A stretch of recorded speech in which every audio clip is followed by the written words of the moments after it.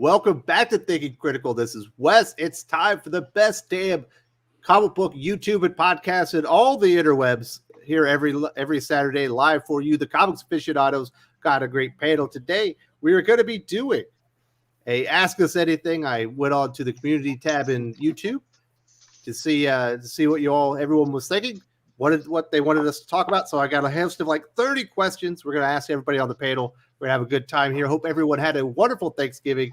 And obviously making his debut on the Comics Aficionados, but a lot of you probably know the name at least. How you doing, Kenneth Dowling?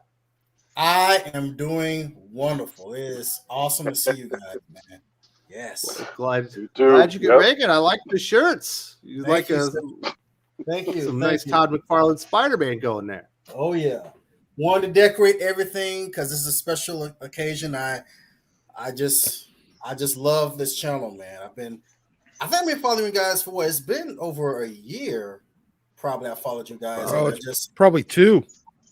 Maybe.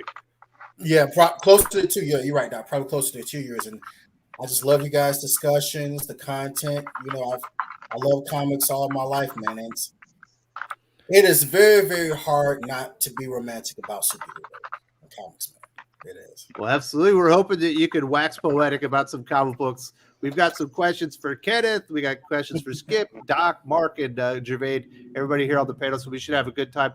I just want to say thank you very much for joining us, Kenneth, live and in person, first time. Thank you. I'm very thank you. Also, hey man, welcome to the club. Absolutely.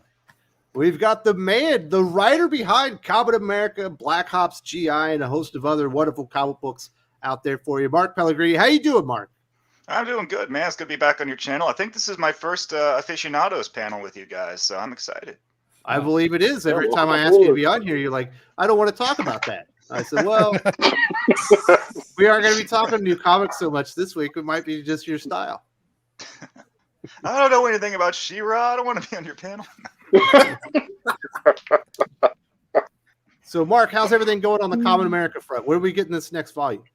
You guys, I was down in Texas last weekend signing all the autograph copies. I got to see all those pallets of books. We posted some photos, and fulfillment's beginning now that everything's signed and everybody's back from their holiday. So on Monday morning, first thing, those things, they're getting boxed up and shipped out.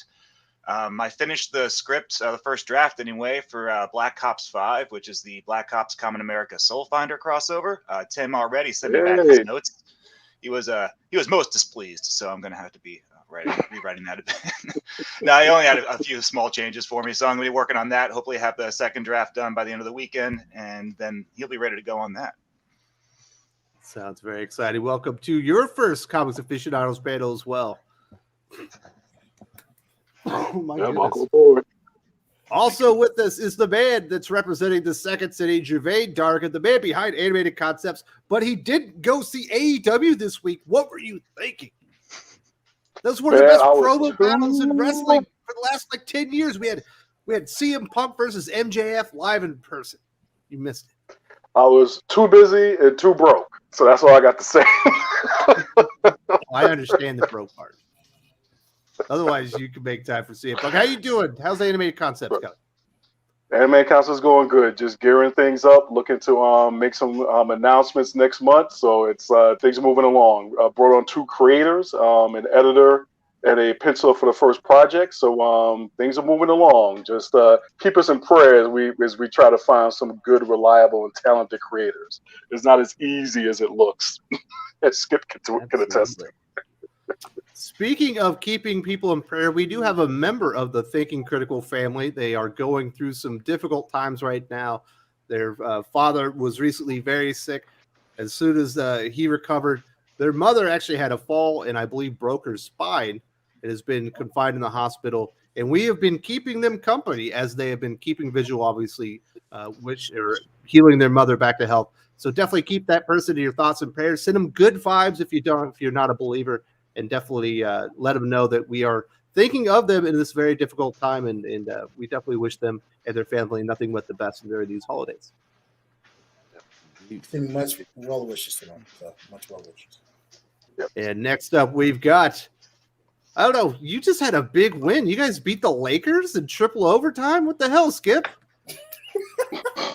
That's a big win. I mean, we won 2 in a row. I played the lotto last That's night. a winning so, streak. I mean, yeah, officially it is. So, you know what I mean? I'm just as surprised as everyone else. I don't know what to say.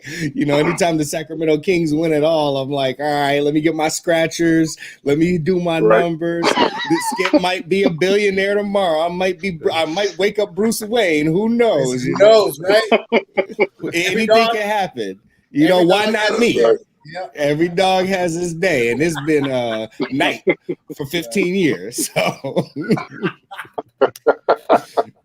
congratulations! You had some good news. Obviously, the Luke Walton fired. You got a couple dubs under the record now. Definitely, if you're not checking out the Sacktown breakdown, check out Skip's channel there. If you're into basketball, he's also doing a lot more comic book stuff on his Twitch stream again, and there's a link to that in the video description if you want to. Are you still doing the comic book readings where you read a comic book with the viewers on Twitch? Those are coming back. Right now it's been a bunch of like unboxings, and we got some reviews coming up and stuff like that. So stay tuned. Actually, a video just went up 9 minutes ago. So once y'all are all done here, you can go check out your boy Skip on my channel. So I appreciate the shout out. Absolutely. And last but not, well, let's be honest, Doc. On a panel like this, last but least. Yeah. Huh? Yeah, exactly. I was about to say it. You just beat me to it. We got the man who's been here since day one. How you doing, Doc? I am I'm happy to Still answer right? questions. I am actually still not hungover. I've managed to not get myself shithoused this entire week. So, Doc, I'm going to let it out the bag. You and I were supposed to do some extra videos this week because it was a holiday week. You were going to have the day off. But Doc's got a special someone out there, and he's all domesticated now. He can't even talk about comics hardly. I know, right? I ended up kind of spending a lot of time with this girl that I started seeing. So, comics got pushed a little bit to the secondary, Priorities, or at least Doc, right come now. on. Goodness. I know. That's right. If it I know. Is geek card. That's a great reason. So, The doctor is out. Yes. Okay. Yeah, right. Okay. Hey, I've been in my Well, now he's fucking probably wearing a fucking tie. hell no. I'm just out of my office hours right now. Come on, give it a look. A message. All right. We've done the introductions. We got some great people in this. We got Fiona Wolf. We got Leg Kramer. Matthew Hickey. Yes, I like football. I got the NFL package out here in the Philippines. A lot of great people. I seen Tevu Smoke in there. Lade's actually got a super chat early on. So hey to the panel. Can we officially say Future State is dead? Was a waste of money, and Infinite Frontier is DOA since Future State and Superman. Yeah. Hell yeah. Future State sucks, and it sucks worse now that they try to run with it a little bit. And I don't know. They don't even have the testicular fortitude to follow it all the way through. They're just veering off left and right everywhere. Yep. Anyone else have anything to say about that? I know Mark does. He doesn't read comic books anymore. He just writes Comic books, those are for losers. No. But Yes, absolutely, it is. Future State is much better with the hindsight is 2020 vision, kind of looking back at what it was and what we have now. Absolutely. So let's get into some of these questions. Who we got first? Oh, we're going to Doc. We're going for a quickie, Doc. We got a few questions for you, and these are supposed to be fast, but they don't have to be like yes or no answers, Doc. You can expand upon them however much you want. This is the first question from Rev Remains.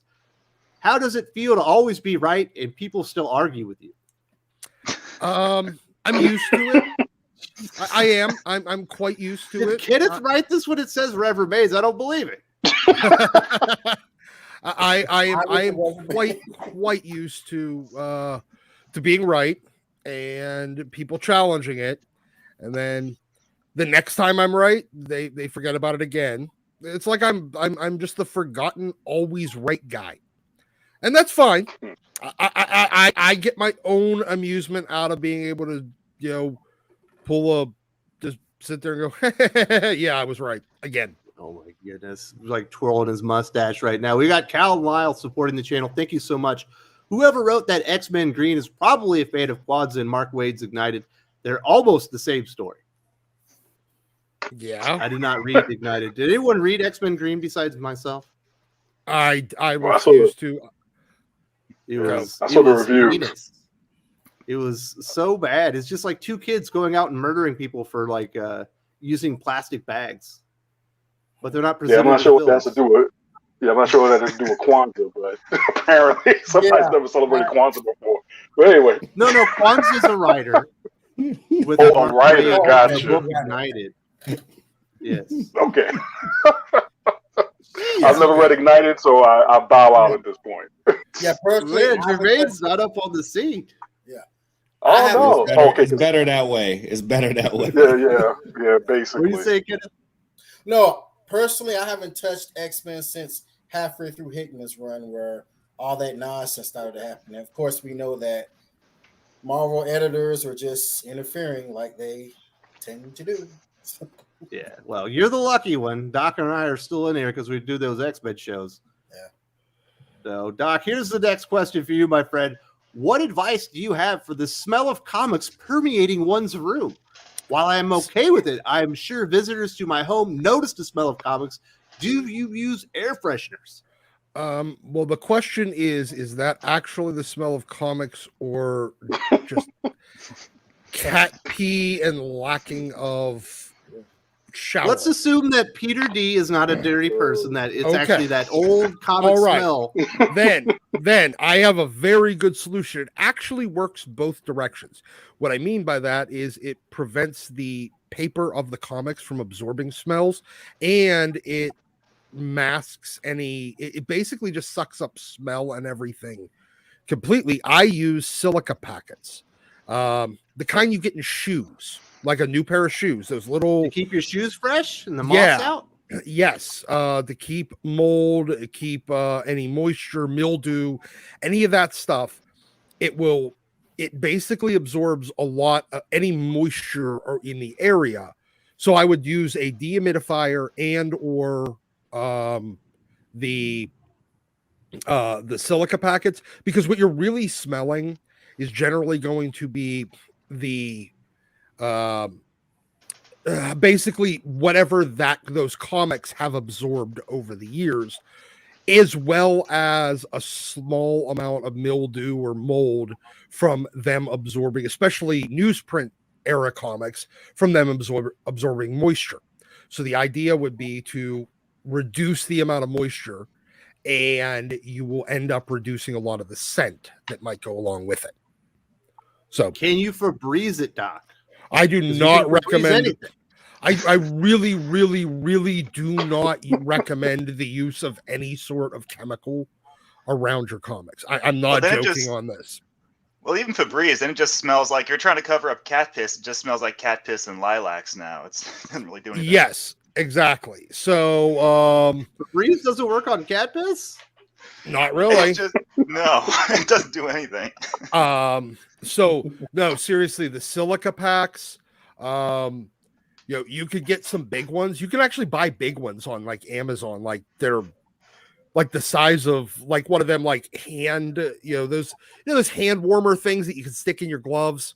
Those packs with the goop in it, and you kind of crush it up, and the pack warms up to keep your hands warm. You can get silica packs that size and throw one of them in each of your boxes of comics, or in my cases, filing cabinet drawers. It really does. You end up with like a no scent situation. It sucks up a lot of the any of the mold smell, any of the mildewy smell, and it'll also start absorbing in any other scents from your comics. Now, alternatively, there is another choice, and it's a little bit more expensive, and that's to buy a lot of sheets of microchamber paper. And that you put it in, maybe 2-3 pieces inside of each individual comic book. It will literally start sucking up any sort of moisture as well as any scents out of your comics. It will literally start absorbing it. and you'll help reduce any smell. There you go. We've also got a super chat from Fresher Luke. Thank you so much. It's very generous. Mark, do you want to inform the people who Fresher Luke is? This is somebody that they should know. Why, yes. Fresher Luke is an animator and a storyboard artist, rather, from that unfortunate state that we don't like to talk about, but he's doing his best. And yes, he's the creator of Dungeon Crawlers, which has an awesome pilot that you can go check out on YouTube. He's worked on lots of shows for Cartoon Network and Nickelodeon. And we used to do a bunch of streams over on the Bunderdome before I put the Bunderdome in mothballs, where we talk about animation and cartoons. And he's well versed in that subject because that's his career. I haven't read his question yet. Let me look at that. I'm going to read his question. I just wanted you to introduce. I know that you and Fresher Luke are actually friends and worked together in the past. Yeah. And he says, thoughts from the panel. Now that the superhero fad is going out of style, what do you think will happen when Hollywood starts trying to strip mine anime and video games? Well, Cowboy Bebop, we already kind of seen that happen right now. Yeah, right. You remember how many times it took them to finally get a real superhero movie outside of a couple anomalies here and there? It took them like decades. I think that we're probably 5 or 10 years away before they finally figure out how to adapt a video game to the big screen. As far as anime, I don't think that they get the culture or the characters, and we're just going to continuously get Cowboy Bebop, over and over. Yeah, what do you think? Are you asking me? Yeah. Or everybody. Okay. Even Japan, honestly, isn't very good at adapting anime into live action. I mean, try watching something like the Full Metal Alchemist movie. It's so hilariously bad. Those Attack on Titans movies, and even ones that seem like they should be so simple and easy to transition to live action. Yuhei Kitamura recently did a Lupin the Third movie that was excoriated by critics because he just seemed like he got everything wrong in it. So how do you do it right? I mean, what are the good ones? And I'm trying to think of, I haven't seen them all. I'm trying to think of the ones that people have said are good. Like people liked, was it Edge of Tomorrow? That Tom Cruise one where he dies and comes back to life. People said that was a good adaptation. And I haven't seen this one either. Battle Angel's not bad. That's the one that, everyone was saying like, that one's pretty good. But on the other hand, you got like Dragon Ball Evolution and crap like that. It's like there's nothing in between. What's the right or wrong way to do it? I don't know. So that is a tough question. But I do think that especially now that we have so many streaming services that have to put out so much content, like 10 times more content than Hollywood films ever had to do, they're going to mine every intellectual property they can find. Anything with a brand name that's recognizable, they aren't going to care about the quality. They're just going to put something out there because streaming doesn't sell tickets. It lives off of clicks, and that's much more easier to get from people, even if it's like rage clicks. It's hard to convince someone to buy a $10 movie ticket to see how bad your movie is, but it's easy to get someone to click on your Netflix show for an episode or two to see how bad it is. So I actually think that the streaming services looking for IPs to exploit is just going to make things worse because there's no incentive for quality. And I think that Mortal Kombat, the movie, at least the original, will still be the high watermark of video game adaptations for at least another 5. Hold on. The first Resident Evil was actually pretty good. It was not as good as Mortal Kombat. Them's fighting words. I mean, compared to the other Resident Evil movies, yes, it was Citizen Kane. But Shakespeare. Compared to Doom, yes. Pretty damn good. I thought people said Doc was always right. Nah. Well, that's what they say. Resident Evil was at least successful enough to spawn like 6 sequels. Hey, listen, Transformers. Good. Transformers 2. And those sequels, they all happen to star the direct wife. What are the odds, Yeah. Which is funny because who was the director that directed those Resident Evil movies? Wes Anderson Paul Anderson only directed like 2 of them. He directed more. Well, I think he directed all of them. I know he produced a lot of them. But Paul Anderson is the person who directed the first Mortal Kombat movie, which is how he got that gig. So that's what I'm saying. The irony of it all, right? How did that happen? Yeah. Mortal Kombat was so good, and then he went and did Resident Evil, and then he went and did Alien versus Predator. It's like, geez, I guess that was a fluke. And Monster Hunter, which was another video game adaptation from Capcom. So, But that was the first part of that question. Yes, like superhero movies are going out of style, but we're still making them. As long as they're still good, they're never going to be out of style. You know, we have the TV shows, we have this.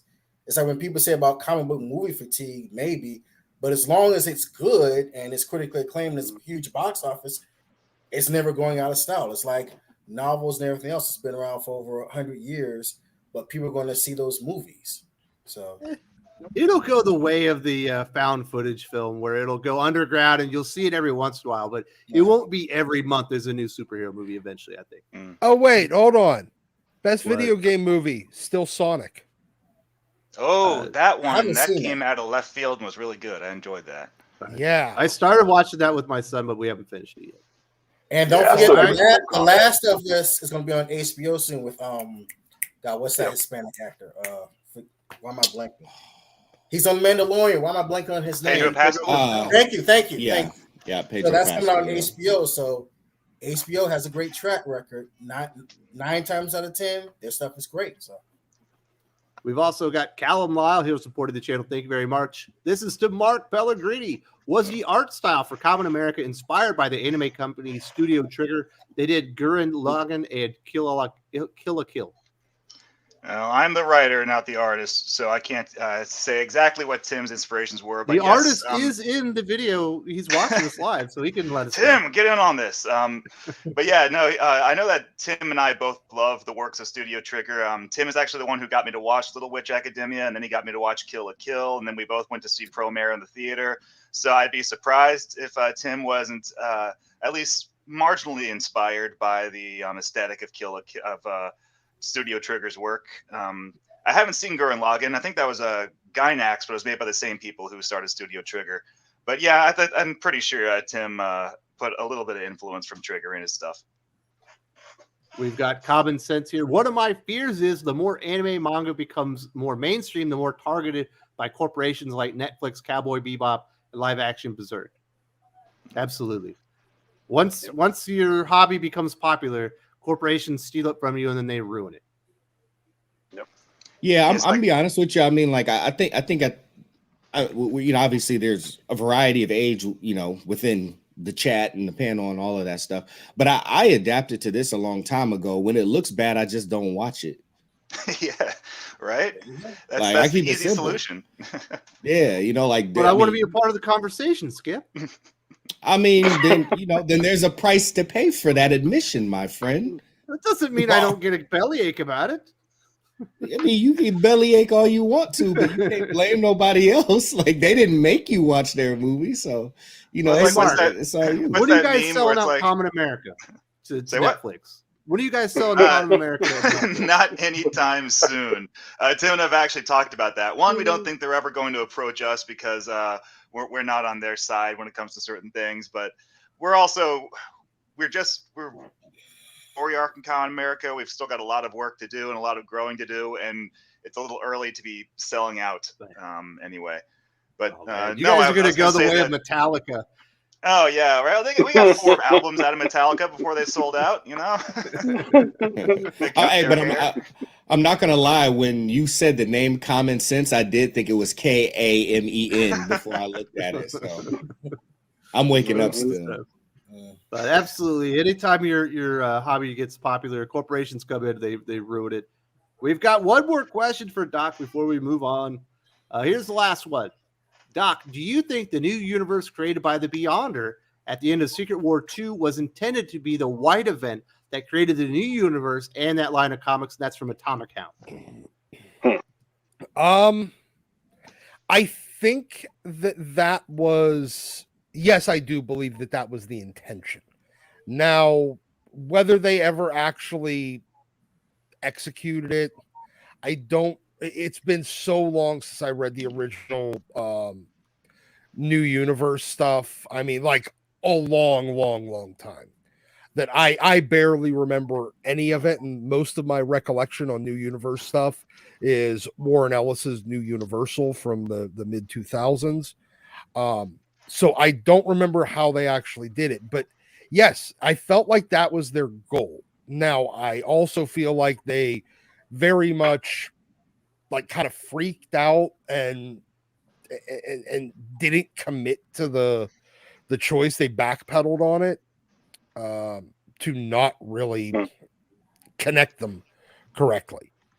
But yeah, I do believe that was the intent. But I believe they also could have gone completely other directions with it. All right. Well, we got Callum Weil here. He says, don't bother with Master of the Universe Part 2. Cloudfish TV said it best, but CGI He-Man is better, especially if your kids like video games. Has anyone watched Master of the Universe on Netflix? I haven't. Yeah. I didn't watch part 1. I didn't either. Was it good, Jermaine? Well, Revelation took too long to get to the point. So it's like basically you went through like 10 episodes where basically I fell asleep during the part 2, the 3rd and the 4th, and woke up in the middle of the 5th. Then started skipping over all the parts with Tila talking to her mom, because it was just like, come on, guys, I don't need all this metaphysical nonsense at this point. But by far, that the He-Man and the CGI one, that joint is great.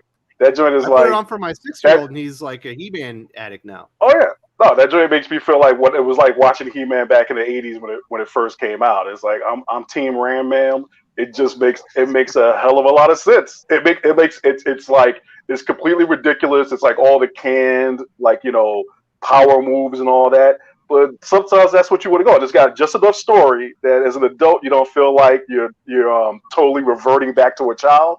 But it's definitely a much better take than what Revelation ended up being. It's like someone said in the chat. It's like the dystopian stuff is getting just a little bit tired. Starting off with that. But that CGI one, I would say to anyone, yeah, you watch that, you'll be thoroughly entertained, especially if you have any young boys and even some young girls in the house. Because again, Team Ram Man. All right, Doc, do you have any more things to say about the questions that you had? No, not really. I mean, I'd say the biggest, the most useful one there was the best question. I really do appreciate the one about the smell and eliminating that. But I just want to the questions. Kind of, maybe a little bit. Top 5 questions, go. The top 5 questions. But no. Like just to reiterate, if you are trying to descent comics, do not use chemicals at all anywhere near them. It will damage them. It will absorb into it. It is bad. Chemicals in comic books is bad. I was joking with the Febreze suggestion, Doc. Hey, I want to just make it clear to anybody that actually that took that one seriously or that thought of doing it independently. Like, oh, well, I wonder if I can Febreze that. Don't. All right. I guess it's a real concern. I remember my mom's boyfriend showed up one time and he had washed his car engine, like in the car wash. Yeah. And he was shocked when the car stopped working. They're like, what do you don't wash your engine like that? Yeah. We do have another question. This one's we're going to talk about a little bit more in depth. This is from Marvel 2099, who I believe we've seen in the comment section, so I think he's here live. If Joker were put into the Marvel universe, who would be his main rival / enemy? Kenneth Dowling, I know that you love these what-if situations. Who you going with as the Joker's mortal enemy in the Marvel universe? One of 2 characters, either Daredevil, because Daredevil has a history of fighting like crazy characters, like with Bullseye or Typhoid Mary, or maybe even Owlsley to a point, either Daredevil or Moon Knight. Of course, if it's him and Moon Knight, it's going to come between who is the most crazy, either Moon Knight or Joker. But either one of those 2, I think Daredevil or Moon Knight. Yeah, Moon Knight and Joker would be an interesting battle. It would be like, who's nuttier? Yeah, exactly. Because one's got split personalities, and the other was just a psychotic homicide and murderer. So, over there, so is Moon Knight to a point too. I thought you were talking about Moon Knight. I didn't know you. Doc, you're the Marvel aficionado. What do you think about this one? If you could put Joker into the universe, who's he fight? Oh, he would have to be. Honestly, I swear to God, he would definitely be Spider-Man's villain. First of all, the Joker is high profile enough and interesting enough. Too murderous? Spider-Man doesn't normally fight people that are actually like. Yeah, well, that's the thing. He needs that would make him interesting. It would add a layer to Spider-Man's rogues gallery that he does not have right now. Iron Man would also be a good second choice for his villain, but no, Spider-Man, marquee villain, marquee hero, the only A-list hero at Marvel, really the only A-list villain at DC. That would be perfect. And look, you have there's something very, very kind of down to earth about Spider-Man in a lot of ways, in that he has these everyday common concerns and just kind of common sense, even if he's in ridiculous situations, he's always able to kind of try to anchor it in a way. Watching him do that against the Joker would be astounding. It would be really super interesting. Right. And shout out to Tom Cruise, nuked my account. He says, well, I was just thinking Carnage.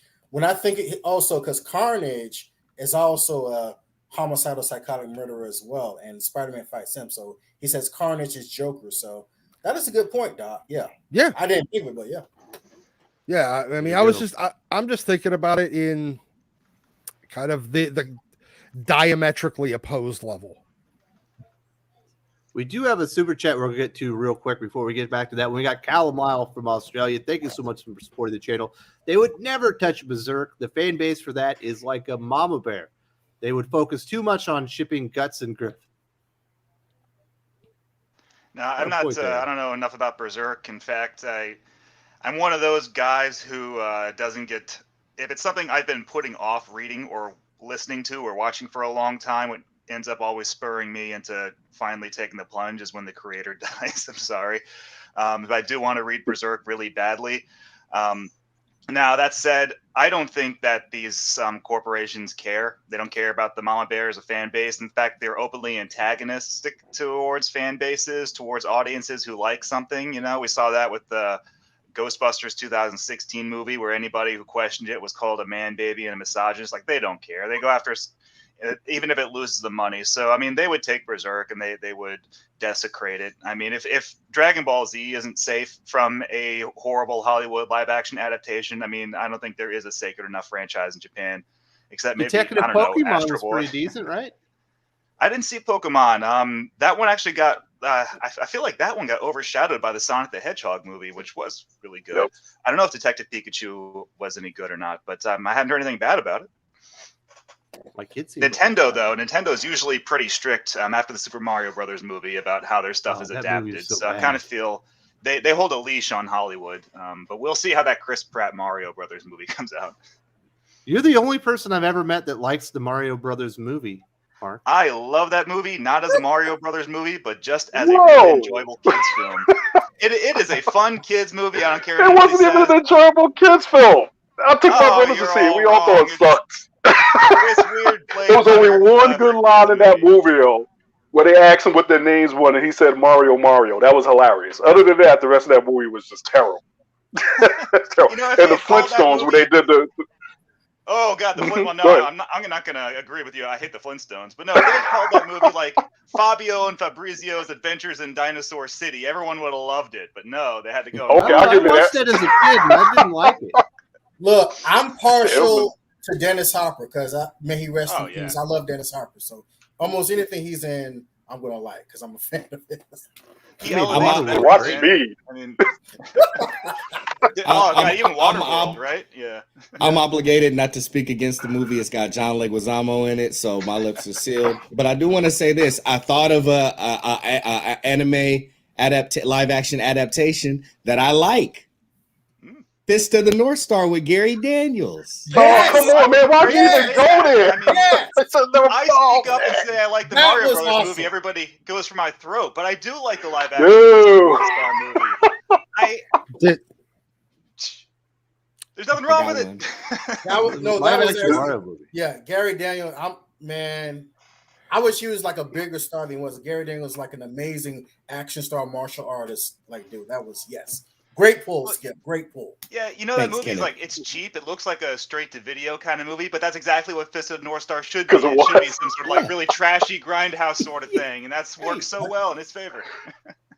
If it had been excessively violent, then I would agree with you. But it wasn't even like excessively violent. You It's know, like, but they come did on. that to the Fist of the North Star TV series, the animated one. Even that one had all of its violence cut out. You know, the best Yep. Fist of the North Star adaptation anyway is still going to be the animated film done by the Vampire Hunter That's D right. director. And of course, the best is the manga, but still. See, my problem is another good one. My problem is we're using the terms Fist and North Star in the same conversation.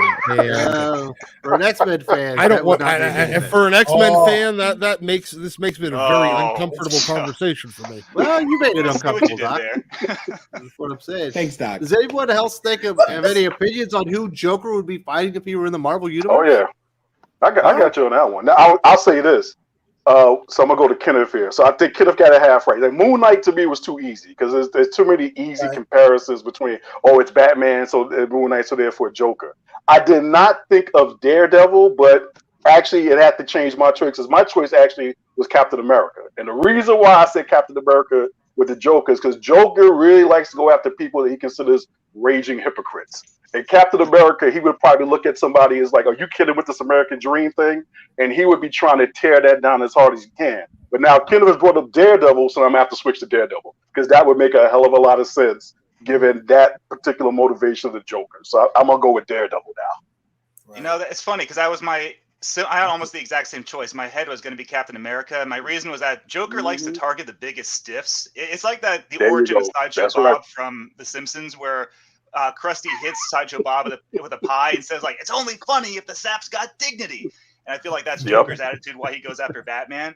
But I think that Daredevil is even a bigger stiff than Batman is, Cap is, because Daredevil has the whole Catholic thing, and he's the one that Joker enjoys pushing people over an edge, you know, making them. He wants Batman to kill him. He wants Daredevil to, you know, break everything that's sacred to him. I think he had the most fun with Daredevil, and even more fun once he found out he was blind, and then he could play a lot of pranks on him. That's a whole other. So I got to go with Daredevil. I think that was a good choice. Now you've got a couple people in the chat talking about Punisher, but I think wasn't there Punisher would murder him? Exactly. Yeah, Punisher's not. It's got to be someone that can't kill him.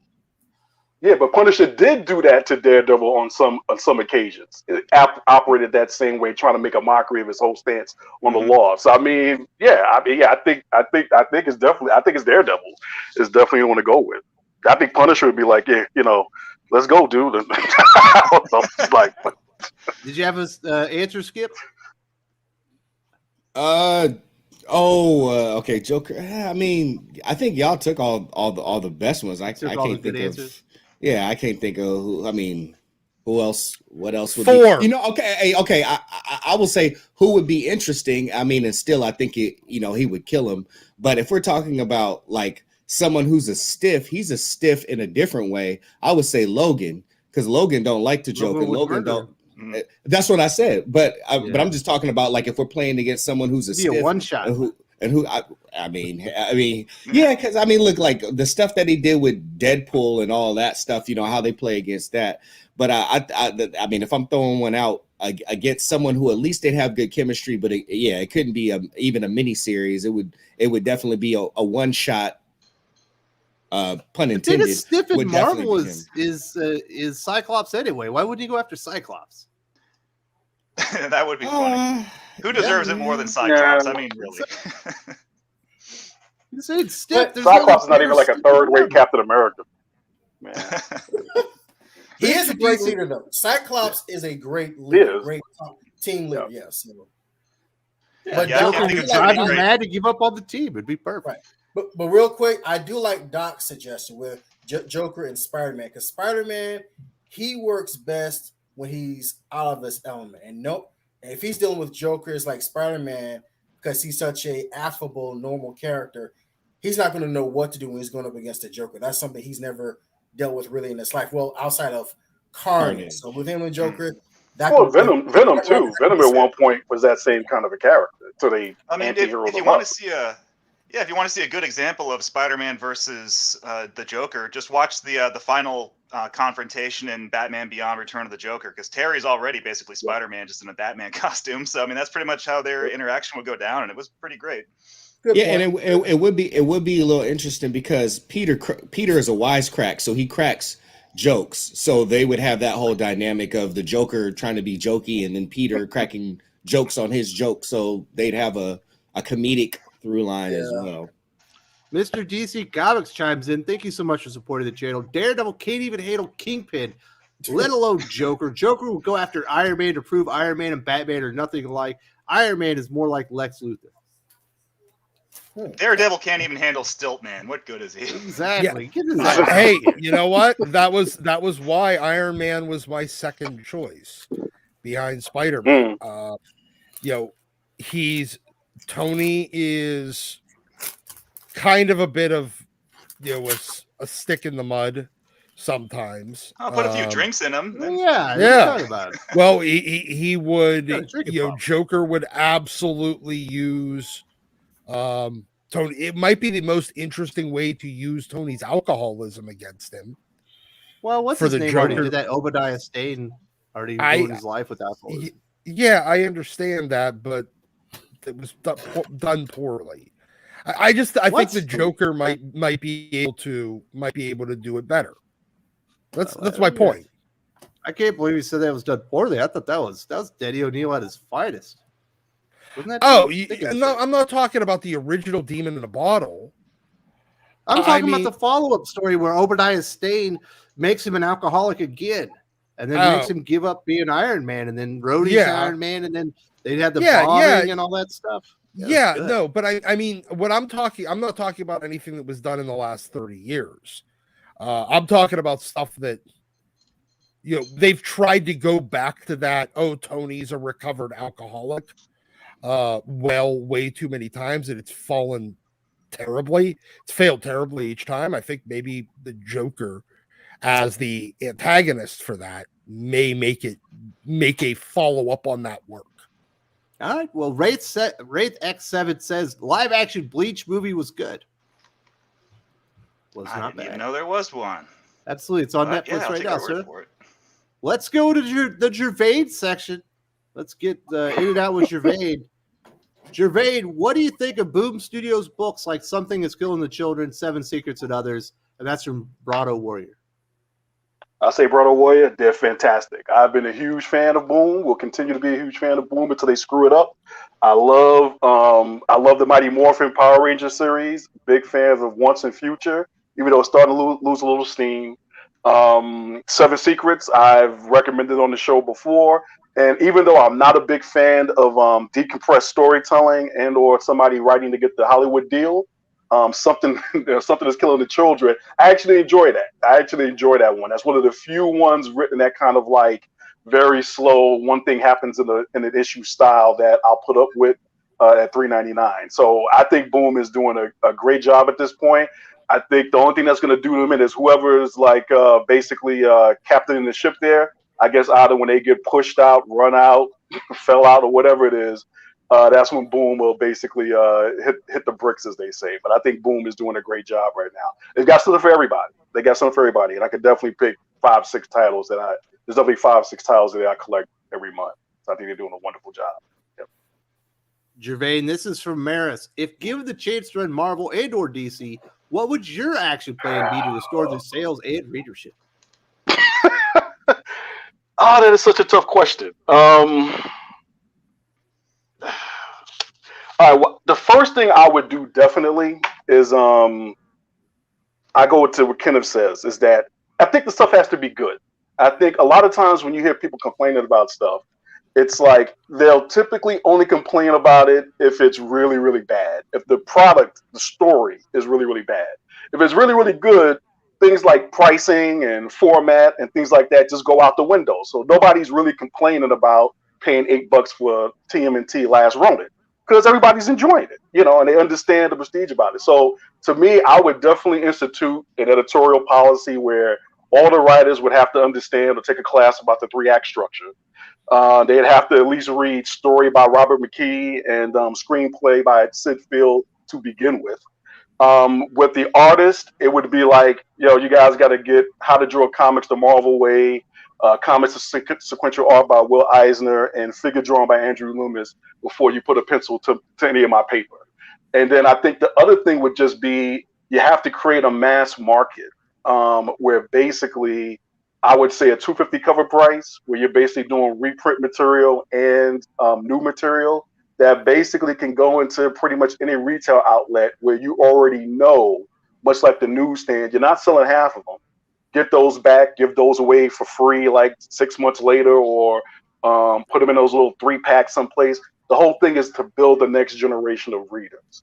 And going along with that, what means you would need to have, I think at this point, since they're not making money, they know they're not making money necessarily on the books by themselves anymore, especially the way Marvel and DC are operating, and you're taking this aggregate approach. You got to have a dedicated sales force at this point. This whole thing of using retailers as salesmen, they're too big for that now. So that would be the other thing. You need to have a dedicated sales force which can identify different target markets, identify different sales channels, and create products that work for each one of those. And I think one way that DC is doing that is you look at their webtoon efforts. That's exactly what you need to do. They lent their characters out to a bunch of webtoon creators, said knock yourselves out, and they are introducing people to their IP by doing that and not trying to take what they do and shove it into the webtoons box. It's just like, here, you got Batman, write a webtoon like Batman story, and some of those people, hopefully, because we still haven't seen any definitive proof, will translate into comic book readers or floppy readers once they get older. At least they'll be open to it. So that would be my first 3 or 4 steps if I was going to take over Marvel at least. Very nice.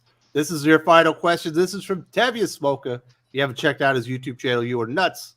He's got a great channel himself. He says, Gervais, how would you de-age my boy, Jonathan Samuel Kent, Superboy, back to his little 10-year-old self and retcon everything Bendis did and the Tom Taylor stuff out of existence? That's an easy one. I would just start over. I wouldn't retcon. I wouldn't refer. I would just start over. So the example I always use is go back to Batman 400. So Batman 400 came out. They did an anniversary issue. In other words, for those of you who haven't read Batman 400, get it. Because if you want to skip over all the cost and expense of time of reading Nightfall, just read for Batman 400. They got it done in about 64 pages or whatever it was. But then if you look at what they did after 400, they did a couple of fill-in issues. I think it was about Batman 403 or 404. They did Batman Year One with Frank Miller and David Mazzucchelli, and then they went right into what they tagged at the time Batman New Adventures, with Max Allan Collins wrote the first couple of issues, and they literally just started over. It was like a soft reboot. They didn't do this big. It was all series within the series. It wasn't this big prestige limited series nonsense. You literally never. They just never referenced the fact that they just never referenced the fact they just started with a new Jason Todd origin. And then basically all of the back continuity that you're reading now is based on what happened almost immediately after issue 400. So just start over. Pick a spot in John Kent's light timeline that you think everybody liked or you can build from, and just go with it. Just do it. Keep it in one series, not 15, not a 12-issue limited series that nobody wants to pay $5 for and all this nonsense. Just do it in the series and just start over. Start over. Khaled says, I got one. Joker versus Marvel hero Slapstick. Slapstick is more, I don't know, isn't he more like an Impossible Man or a Mixia Spitlick kind of character? Like, I don't know, maybe Slapstick versus Freakazoid. That might be more of a matchup. Did you just call Mitzelplick Mr. Slipnick? I think I used his Super Friend's name, not his correct name. Sorry.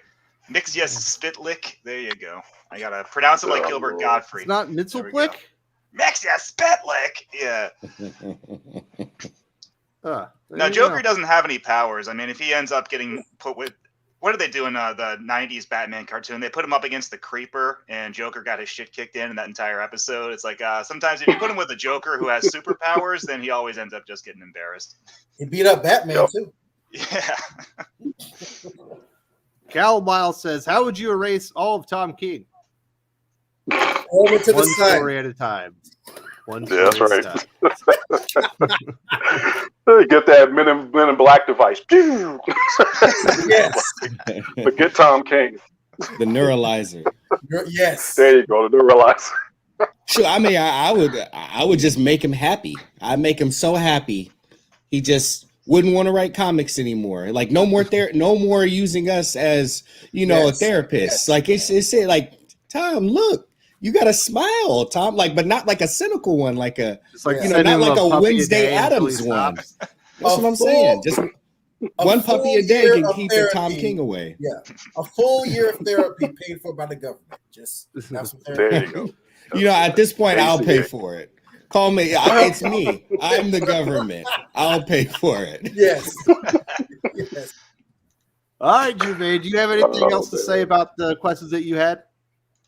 Nah, like all I say is, man, with Superboy at this point, let them get this out of their system. But I'm just telling you, man, just one day in Superman 760 something, just all of a sudden you just wake up and they say, "Hey, Dad, how you doing?" And just keep going.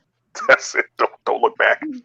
All right, so we got another panel question. This is from Ezra Gray. If you could pick just one C-list character to elevate, who would it be, and what is your dream creative team on that character?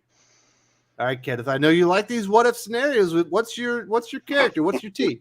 I want to be curious. I'll let my other fellow panelists go ahead. All I right, got the Gervais. answer, but What do you think? I'll take it. I hate these because I can't do just one. So since I didn't get the deserted island qualification order, I'm just gonna throw out two. But I would say Challenges of the Unknown or KG Beast. Okay. KG Okay. Beast. Well, who's Did you elevating listen KG to Beast? KG Beast? I think KG Beast has the potential to be a Catman-like character. Nobody remembers what Gail Simone did with Catman. That joint was great. But I'm saying KG Beast and/or Challenges Unknown. Challenges of the Who Unknown. you put on KG Beast? You getting Chuck Dixon? Ooh.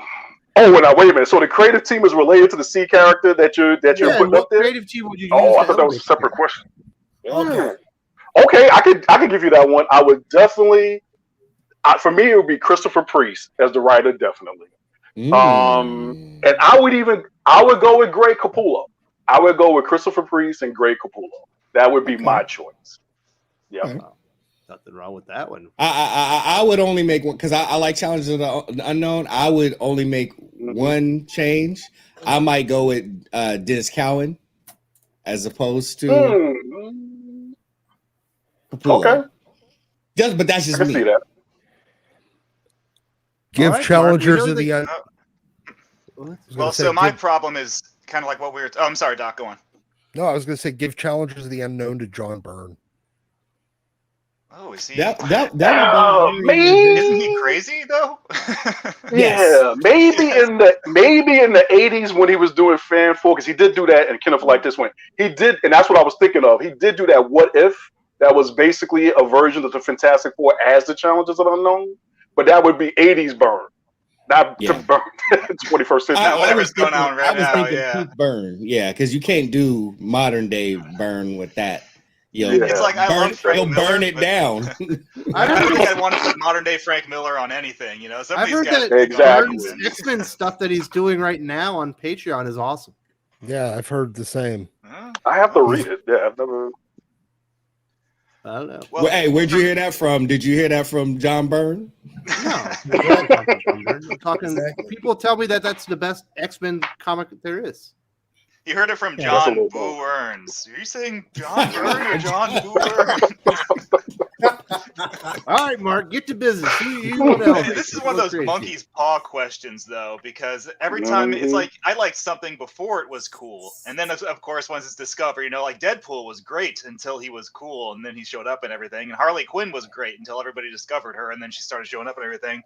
But if I were to, give the benefit of the doubt, like one of my favorite Batman C-tier characters has always been Hugo Strange, because they didn't use him very much for the longest time, but anytime they used him, it was in a really good story. Yes. Like when he showed up in like Strange Apparitions in the 70s.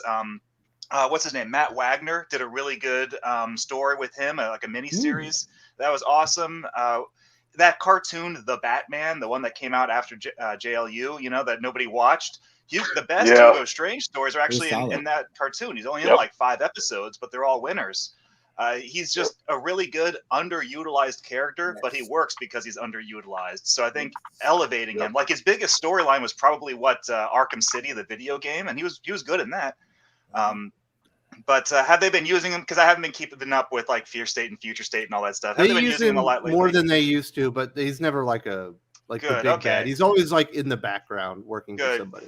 Because if you use Hugo Strange wrong, like in his original Golden Age stories, he used fear gas before the Scarecrow existed. So if you bring Hugo Strange back and you bring back his Golden Age fear gas, then he's just, a discount Scarecrow. And Scarecrow is already a discount Scarecrow.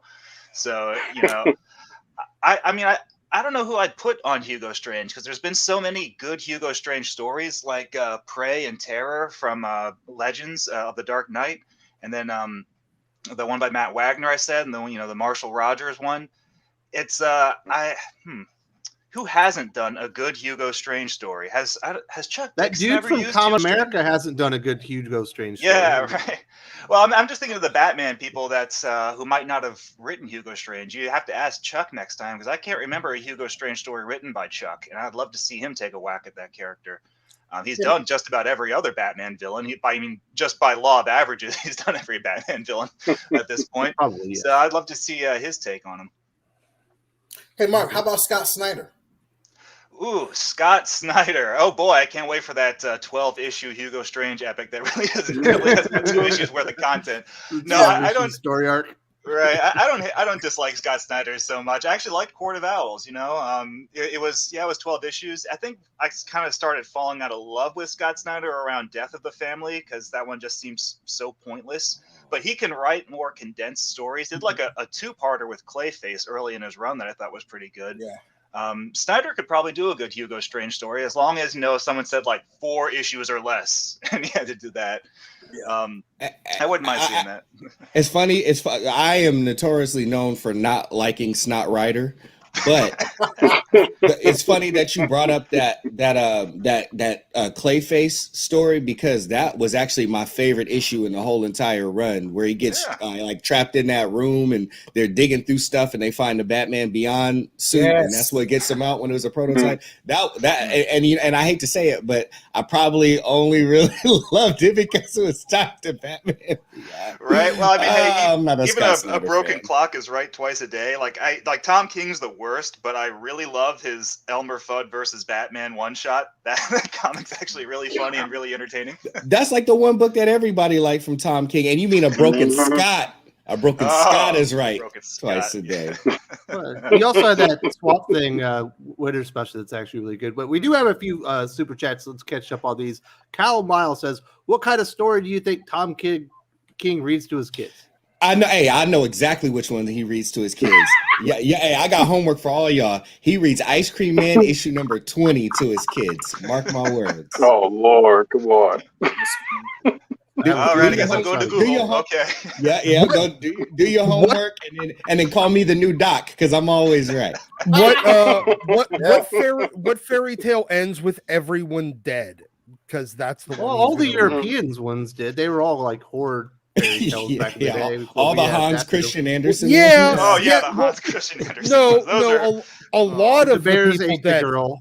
I know a lot of the people are dead. I'm talking about which ones with everyone dead, not just most of them, not just the main character. I'm Doc, talking everyone. I know which one that is. Wasn't that Heroes in Crisis? Oh yeah.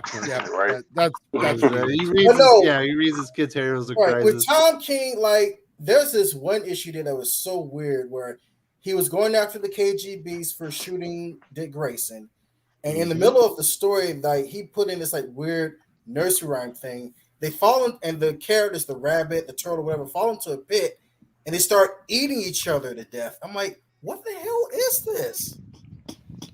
Exactly. Cocaine is a hell of a drug. Yeah. And so is Frank Miller if you're Tom King. So we've got Carrie from Dirty Girl Creates, supporter of the channel, obviously is an aficionado in her own right, says, which one manga character and superhero character would you like to battle and why? I want to see One Punch Man and Superman go at it, because I think they are naturally opposed to each other. He's kind of the Superman of the manga universe. Does anyone Well, else you have had any? Superman and Dragon Ball Z, Goku. You've had that one, so Yeah. Yes, I Oh, would they like to did. see. Oh, because I was gonna say, yeah. Go I ahead, mean, Mark. that's the obvious answer is what Goku versus Superman. Well, It's I'm become like a sorry. meme at this point, but I want it to Sorry, be Mark. Goku versus Silver Age Superman, where Superman has all those crazy powers. He can shoot Yeah, little that's a tiny good man one. out of his hand. He can Cool He also planet. was trying to planets bang and his stuff. cousin, though. But that's Oh, Superman, yeah, but I but mean- that's Goku versus Majin Buu, though. But anyway. There we go. Oh, We've also man. got Wraith X7. Bird's X-Men Elsewhere is good. His Wolverine origin was better than the one from Origin. There you go. Wraith X agrees that the stuff Bird's doing on Patreon is actually very good. We got Retro Man. Which New Age of Heroes character would you bring back if you could? Mine would be Silencer, Brimstone, Damage, and Sideways. Well, that's 4 characters. I'm about to say, ain't that all of them? It's a lot of them. Definitely Silencer. Yeah, definitely. I think Silencer has That the most potential for long-term use within the DC universe as being somewhat unique character. I like Damage a lot. If you can bring Damage back with Robert Venditti and Aaron Lopresti, I'm all for it. I would All right. bring back Sideways without a question. Yeah, I because you already- like Spider-Man. Yeah, I'm about to say, we all knew what Doc's answer was. I'm ready for y'all. You know what? I was about to say I'm ready for y'all to chase me off the panel, but Doc kind of took the bullet for me. I was gonna say Sideways because that's my favorite Spider-Man story that I ever read next to Kraven's Last Hunt. Yeah, I mean, I love look, Kraven's Last Hunt too. it's All right, do we have any more C-list elevated characters? Did you answer? Yeah, I got one. Yeah, I'll let everyone else go. So now, Gevian, you may know this character. Now, typically, I'm a Marvel guy mostly, besides loving Batman. But there's this DC character that came to mind when I had this question. It's from the Death of Superman. The character is Bloodwind.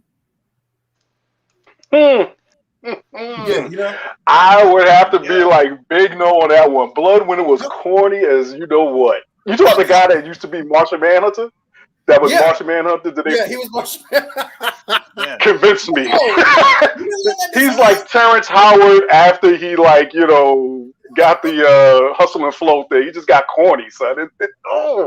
Blood. if you get the right writer and the right creative team, I believe it could work. Because when I first saw that design, I thought it was cool. And I think you can do something. And plus, his origin is very intriguing to me. I think you get the right creative team. In fact, the creative team I want who did this.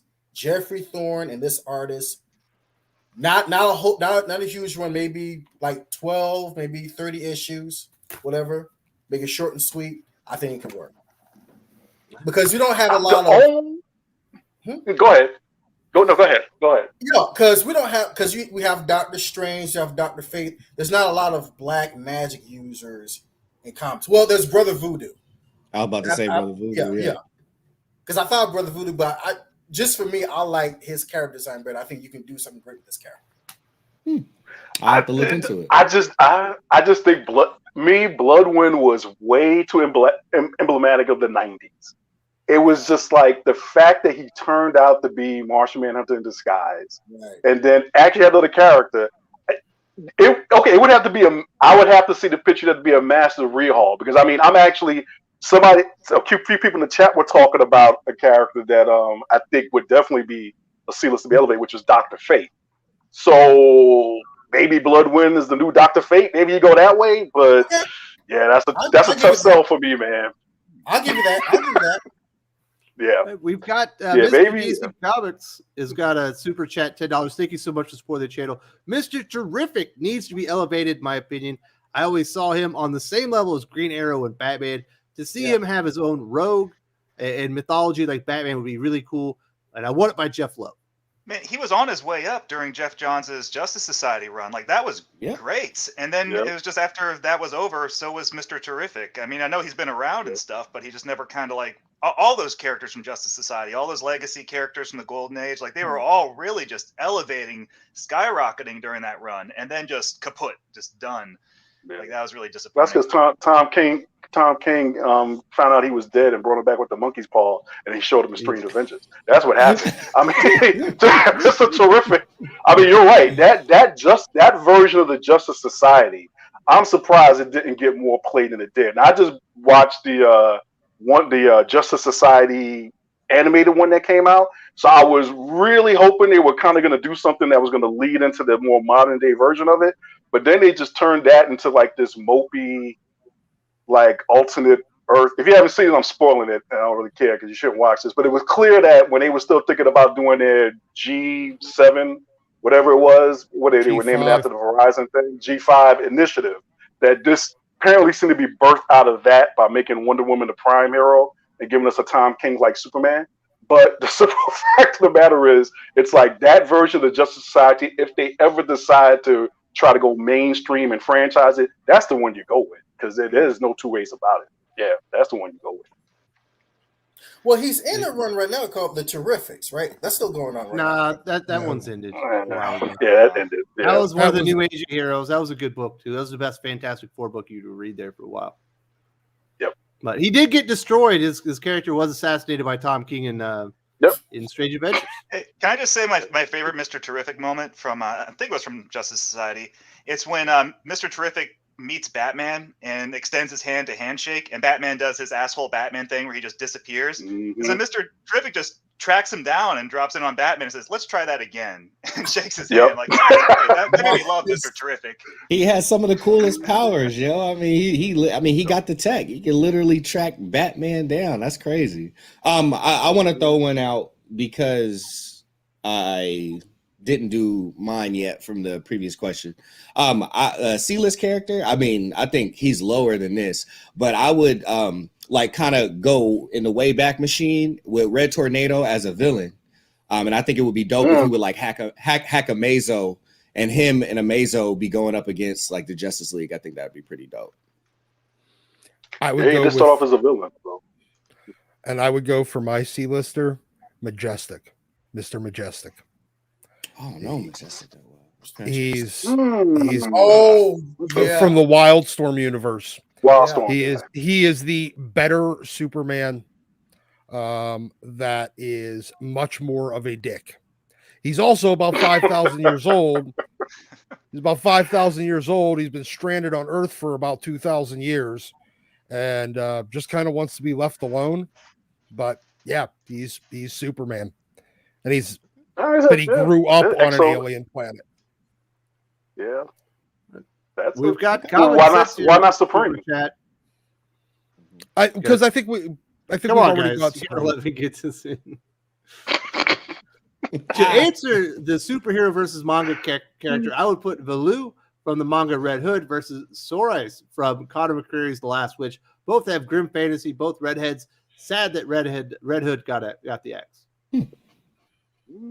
Okay. Big thoughts? I don't know. I have not read those yet. I don't know those characters. Yep. There you go. Sounds enticing. Common sense.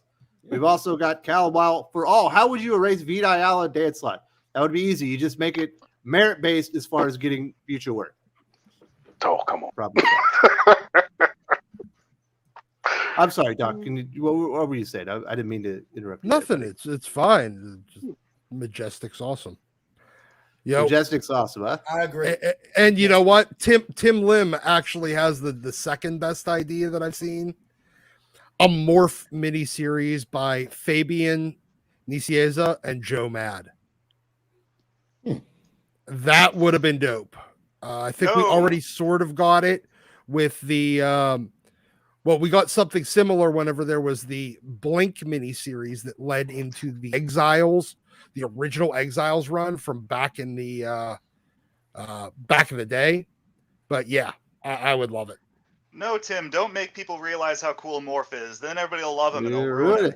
They'll corporatize it. I personally would go with Miles Morales. I think that the character's got a ton of potential as a comic book character. Obviously, he's hit the big screen and done very well, and even video games. But I would want to emphasize Miles Morales and put him up. And I would use Donny Cates because whenever he gets his hands on an older character, he does something really strange. It doesn't make sense for the character. Let him do some strange stuff that makes sense for this character and elevate him up. And then I would probably put I would like to say Mark Bagley, but I would find somebody else that has some like cooler, younger style art that would work. You know what I'm saying? Yep. That's what I would do personally. We got any more answers? All What right, it's about time for Gleason? Somebody said, Patrick Oh. Gleason, absolutely. Yep. It's time for Skip's 1 minute wonder. We got questions from Skipntosh. Skip, which lower tier comic company is best positioned to level up while the mainstream comic companies are in decline? This is from Rever Bates. Yeah, thanks for the question. I think I was thinking about the question a lot, and it's hard to go away from Boom Studios. It just seems like they have been having hit after hit after hit. Even the comics that I don't like, it's like Something Is Killing the Children or House of Slaughter. It's just like the creatives that they get, and then the reaction that the audience gives to those books is outstanding. Of course, for me, The Many Deaths of Layla Starr was the best comic of the year that I've read so far, and shout out to HR the Vocal for that. But I mean, it's hard to give it to anybody else but Boom. I would say honorable mention Aftershock. I've been pretty surprised by everything that I've read from them, and then the things that I haven't read from them are things that like I always hear Wes talking about, because isn't We Live and Canto from Aftershock as well? Yep. Canto would be IDW. Canto. Okay, so We Live, which everybody was Seven talking about. Swords is Aftershock, and that was a good one. There's also, was Nottingham? I don't think it was. There's a few of them I've been reading. I think Nottingham was, but anyway. So I would say, yeah, honorable mention Aftershock, but I would have to give it to Boom. I will also give an honorable mention though to AWA. They just have like a really solid consistency. I feel like their editorial is on top of like their stories and just working with the creatives really well. Like I can't think of one AWA series that I brought up that if I didn't read, someone else did, and they didn't speak highly of it. But everything that I've read from AWA has been solid as well. But definitely gonna have to give it to Boom. They just been killing it. All right, Skim. When does adding legacy characters start to dilute the brand of that character? That's from Emerald Centurion. Another good question too. This one was difficult for me to think about as well, but I think what I boiled it back down to is what a lot of people kind of end up talking about, and I didn't realize how much it resonates with me. But majority of the time, you know, with few exceptions, we end up relating the character or the mantle of the character to the most popular version, or most time the first version or the first, you know, character underneath, you know, the identity but beneath the cape or the cowl or whatever it is to that person. So I mean, it technically it dilutes it immediately, like, you know, but on the flip side, it doesn't mean, I mean, how many great stories have we gotten from those, and how many people prefer Wally West over Barry Allen? You know what I mean? So, I mean, the answer to the question is it dilutes it immediately. Like there's no way around that. I think that's a fact. But at the same time, it always is going to come down to the creative team, you know, them coming up with a good idea and vision. Again, back to editorial, you know, supporting them by, you know, guiding them and leading them while also being as hands off as possible. You know, that delicate dance that you have to do in order to, you know, conjure ideas, support it, and then see it through. But yeah, if we're going back to the question, it dilutes it immediately, and there's really no way around that. All right, Dominic Mason asks, if you could make your dream team comic, who would the writer, artist, and series be? And another one that was really tough, but I'm gonna play it cheap and dirty. I'm gonna go with my favorite artist, Nick Dragata. I'm gonna go with my current favorite writer, W. Maxwell Prince. Now the series was tough because I don't really have a series. It's got to be a horror book if it's Prince. No, I don't actually. Like that's the funny thing.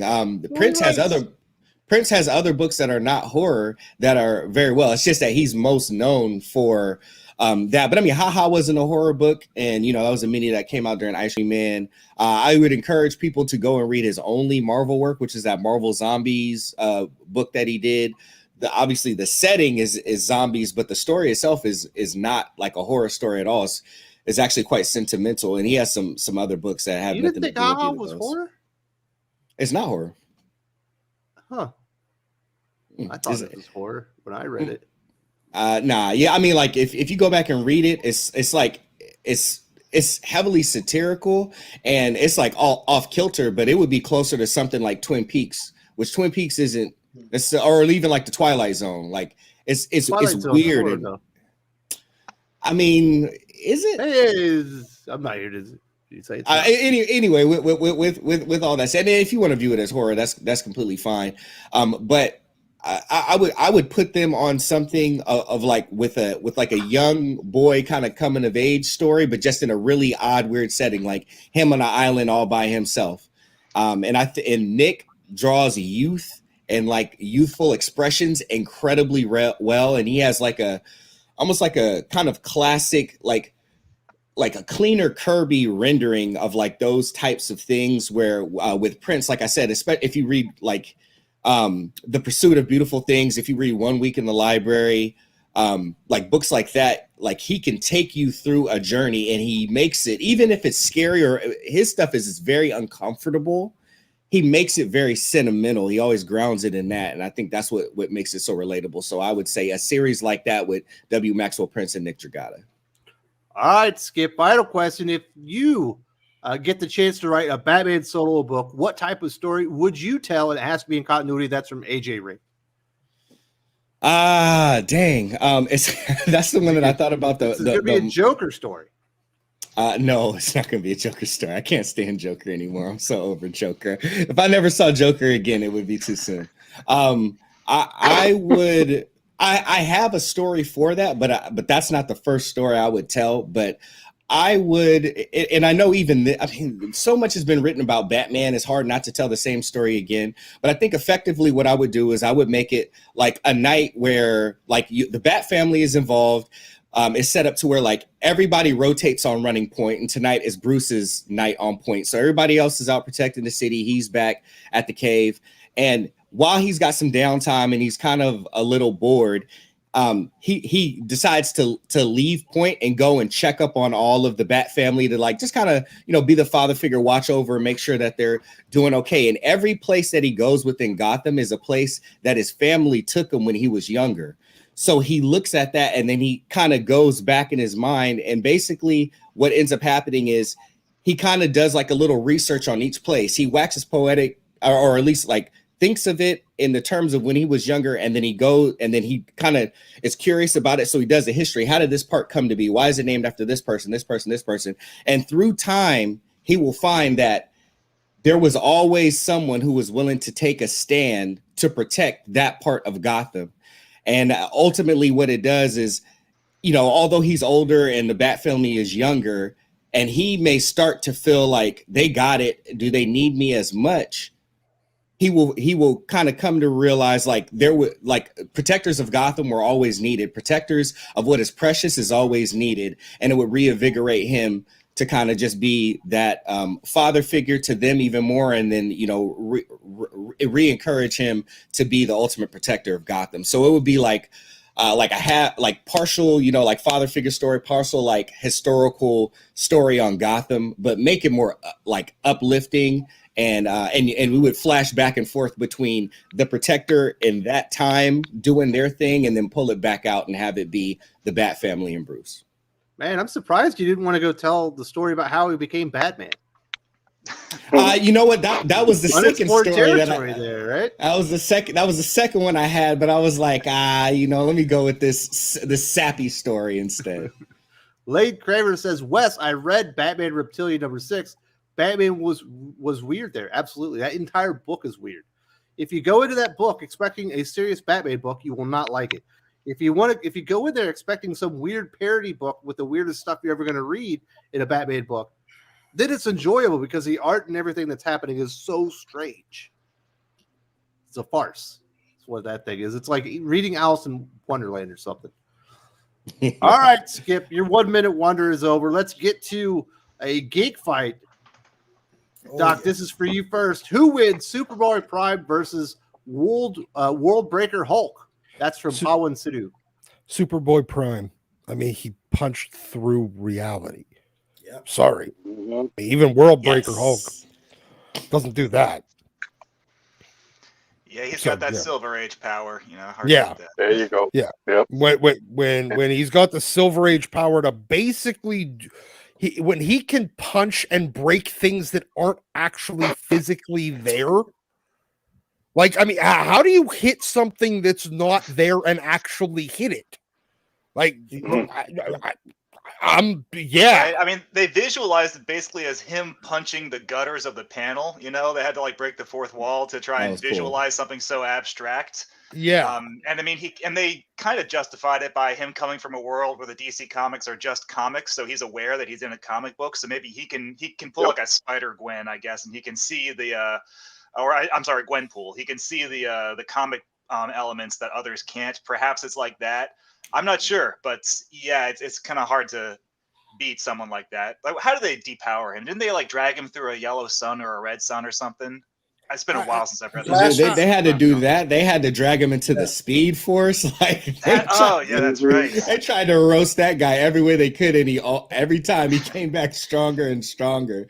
Or he wound up on the DC Comics forums complaining about the comics, trying to get the editors to change things. For him. I thought that was pretty funny. It's amazing. I love Superboy. Broke physics. and I mean, you look at Hulk. I mean, even World Breaker Hulk. Okay, you can break a planet. Majestic can literally move them. He's he's not as strong as Superman. He's literally moved planets and rearranged solar systems by hand.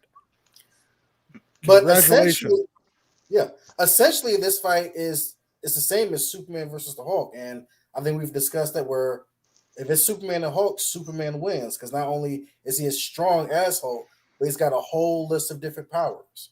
So, well, it's like JLA versus Avengers when Superman's fighting Thor, and Superman reaches down to Mjolnir, and Thor's like, "You can't pick that up." He's like, "I'm sorry, but in my universe, the dials go up to 11," and then he picks up Mjolnir and smacks him across the face with it. It's just things are different in the DC universe, Very true. Yeah. All right. We got a super chat from You Murdered That Guy. Comic creator most likely to leak an adult video. I don't know, Robbie Rodriguez. I mean, I was gonna say John Byrne just because in the Superman run he has Superman and Big Barda do an adult video, and I'd like to see that leaked for some time. Maybe within the narrative of the story. That story confused me as a kid. I did not know what was going on when I read that. I don't know who. I just know who I don't want it to be. Please don't let it be Dan Slott. Please don't let it be. Most likely. I mean, in fairness, it would be a solo feature. No. There goes I'm not eating breakfast today. You're welcome. You're welcome. Thanks. Well, I'm going to tackle the question from a different perspective. Is who would I like to see in an adult sex tape? And I cannot remember her name, but it is one of the female X-Men creators, and she's like really, really busty. But I wouldn't mind seeing her in one.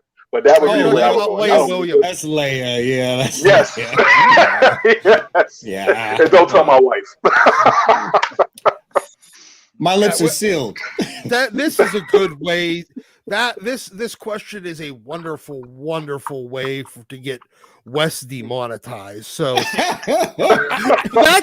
Wes stepped away for a minute. This is why you should be keeping an eye on us at all times. The parents are gone. And as the co-host, I'm going to have to say we got to move on from this one. There we go. I'm a cis male. I don't apologize for that. Okay. What about you, Kenneth? Who? Superboy, World Breaker, Hulk? Oh, Superboy Prime. I agree. Yeah. Oh yeah. Because World Breaker Hulk breaks worlds. Superboy Prime breaks dimensions. He breaks physics. Yep.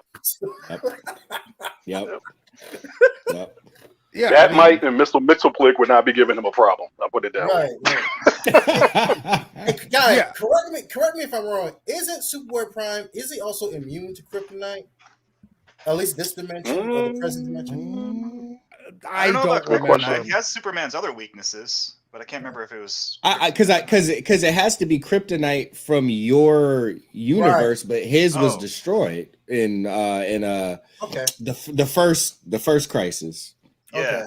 I thought I read somewhere where he was immune to like. Is it because kryptonite doesn't exist in his universe, and since there is no kryptonite from the real world because it's a fake thing, maybe that's why? I'm just guessing. I don't know. Because his Superboy Prime universe has got immunity to destroyed. kryptonite Yeah, because he's That's actually crazy. human. Yeah. There you go. there you go. So we have it's all Superboy Prime, correct? Yeah. Oh yeah. Yeah. Mm-hmm. Yeah, You birded that guy. He says comic creator most likely to leak. A we sex already Covered this. yeah. tape. Well, Sorry, Wes. what's the character called Javade? What's the character called? I have no idea what that question means. I saw that too. I'm not sure what they're referring. I think he meant he was asking create about character? the creator that you were talking about, meaning Leia. Oh, okay, yeah. I believe that's where he was going with that, but I'm not certain. Hey, Yeah. I likes what I like. And I likes it too.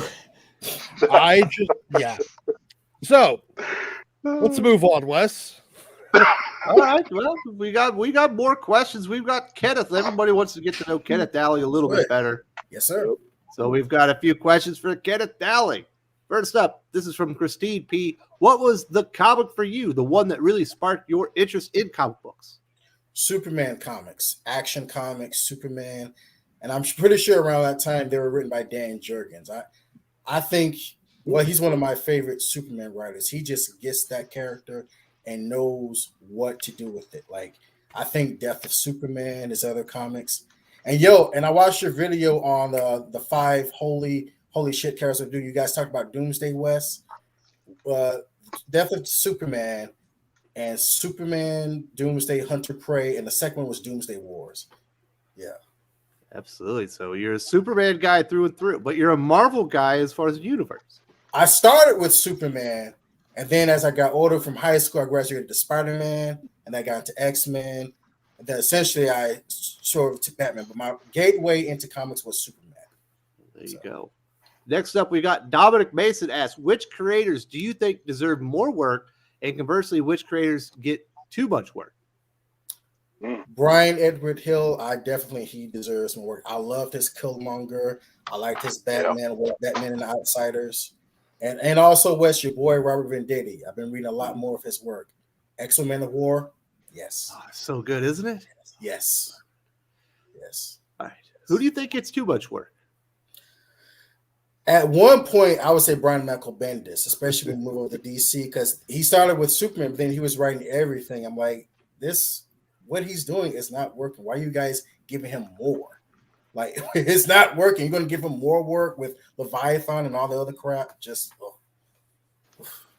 Absolutely. I will agree with that one. We've got Juan A. Perez asks, give me your craziest superhero team up, and how would you pitch them to an editor or company? Now, first I was going to goof around with this, but then this popped into me. I'm like, oh, this is going to be sick. Punisher and Red Hood team up. They team up and they start they're going to take out all the criminals, and they start with one city. They start killing all the criminals in the city, and then they go on this crazy road trip. They're going to kill all the criminals around the country. And remember, what was that Wolverine story where it was Hydra or the Hand took control of Wolverine? And he started going around killing people. It became like a national Marvel alert. This is what is enemy of the state. Yeah, this is going to be like between Marvel and DC. These guys are going to cause so much mayhem and chaos. The whole superhero community is going to react. And they're like, look, if superheroes get in our way, we're taking them out too. We're going nonstop. They're killing everybody. They're killing everybody. Jay Walker. Yeah, and I want Chuck Dixon to write it. This will be the epic return of Chuck Dixon in mainstream comics. He's going to write this story. He would love it. Absolutely. He I certainly like that. knows the characters. Last up, we've got Morgan Begg asks, what is Kenneth Dowling's line of work, and how can I become a high roller like him? Well, I am starting a new job next week. I'll be working in the mortgage industry, customer service. And, basically, I'm just more financially. Let's just say I'm more financially responsible than I used to be. There you go. I'm with you, man. I remember the first day I became debt free. It was like it was the best day of my life. Yes. It's like, how did I do that? That was perfect. Glad I was able to do it before I turned 30. Let's put it that way. Dave Ramsey. Go. Hey, Yeah, right. you're not joking. Come on, man. You already know. Come on, I man. used to listen to that podcast all the time. This dude had great advice. So Yeah, man. Total Money Makeover, Financial Peace University. Come on, man. Yep. Yes, sir. Yes, sir. Cal Miles says Tom Keek would leak his tape. Yeah, Probably Yeah. that would be depressing. leak it. Then he'd say he was being something Yeah. shamed and by the internet, and he'd hire a fake bodyguard again. Someone would be dressed up like Scott Free, and someone would be dressed up like Big Barda, and that's all I gotta say about that. Word to Forrest Well, he Gump. complained, like doxed or whatever, but then the video only has 5 views, and they're all from the same IP, and it's his. Whoops. Mark. All right, Kenneth, do you got anything else to say before we move on to this next panel question? I'm great. Thanks for the I questions, like that. guys. Man, a few words. Get to know Kenneth here. We've got Jordan Fugate or Jordan Fugate. If you could recommend just one comic story or run to someone, what would it be? Kenneth just talked about it right there. It was Exo Man of War, specifically issues 1 through 14, I believe it is. Robert Venditti carrying over on art, absolutely fantastic. Really immerses you into the universe, the character, everything he represents. I'm a big fan of Conan. You throw a power suit on him, I'm an even bigger fan. So that was the comic book that got me through some very difficult times. I'm absolutely in love with it, and that's what I would recommend to anybody. Gervain, what comic book runner or story are you recommending to people and why? Yeah, I've recommended some other ones at other times, but I want to give some love to Dreadstar number 1 through 32. That whole Marvel first run. It's to me that was a little bit of a revelation in terms of what you could do in terms of comics. You got a bunch of anti-heroes, and I hadn't even discovered the graphic novels that preceded it when I first started reading it. But it's like, in terms of like really independent comics kind of starting to challenge the mainstreams in terms of having good stories, other than the goofy costume Dead Star picks up, I think during the first run. I'm not sure what that was about. It feels like they were like, we need something that looks more like a superhero, but definitely Dreadstar 1 through 32. It's hard to beat that. And it's Jim Starlin, I think, at his some of his creative, the peak of his creative prowess. So definitely recommend that. Yeah, baby. I got them first comics floppies on that one. Yeah. That's right. Ryan Wilson asked, did anyone notice that the upcoming Fantastic Four event is supposed to be 15 years in the making, and it's all Dan Slott's work leading up to this? Did you notice that, Doc? Yes. It's literally Dan Slott has been trying to make us give a shit about something that no one gives a shit about for 15 years. And now he's like, okay, I'm going to finish off my magnum opus. Everybody's like, wait, you had a magnum opus to begin with? Like, Yeah. Exactly. He should have got out after Bride of Doom. At least that was funny. I mean, I have to admit, I haven't laughed that much at a Fantastic Four story in years. yeah, I mean, he seriously is like, okay, yeah, I'm gonna finish this thing that everybody's been waiting for, and everybody's like, we've been what in the what? Huh? What are you talking about, man? You've been building to something? I don't know. Yeah, I'm sorry. no, Right, he's done. We got Chicken Sith in the house. I have not seen this guy in a long time. We used to talk all the time on Twitter and whatnot. I think he might have got booted or whatever. I know he's down south, so great to see him here. Doc, I know you are an Exiles guy. Can you pitch an Exile team not limited to Marvel characters? Not limited to Marvel characters. Ooh. Well, You throw some Wildstorm in there, some DC. I could, but the problem is you must. Exiles does not work without Blink and Mimic and Morph. Okay, you got to have those on there. What characters you had? So the problem is everything else would feel wrong. I mean, I could do like an all DC Exiles. I'm thinking I could definitely do a Wildstorm one, and that would be Majestic, probably a variation on the Midnighter, variant, the original Engineer, the one that died. Then probably some of the shit, like the really shitty characters from the pre-Ellis era. Oh God, what was the Union? We'd have Union in there, and Fahrenheit, probably a variant on Voodoo. But then they'd just be running through the DC universe. So I don't know how much I'd really like about that. Mark, I don't know. Chicken Sith, haven't you? He's a cool guy, right? Yeah, no, actually, I've had dinner with Chicken Sith, and I'm writing a book. Arby's? Chicken Sith. No, we went to Red Robin. Oh, No, Chicken Sith's a good family. No Arby's? Yeah, what, you don't like Red Robin? So many Oh, it's options. like Bottom second of the fries. Second-rate Arby's. They don't have the meats Second-rate Arby's. Arby's is a second-rate Arby's. I don't know. Like Arby's Red is a Robin Arby's doesn't is even like have okay. curlies. They don't even have Arby's seasoned is curlies, man. Curly fries are the only reason to eat at Arby's. Arby's is like a fifth-rate Roy Rogers. Now that's a good roast beef fast food place. You were about to get banned. Oh, Actually, I have been to Arby's a couple of weeks ago. I tried their rib sandwich. It is very good. And they've got crinkle fries now. I love crinkle fries. Hey, what? I would go back in time and find a Rax before I ate it. Well, Rax is good too. Arby's.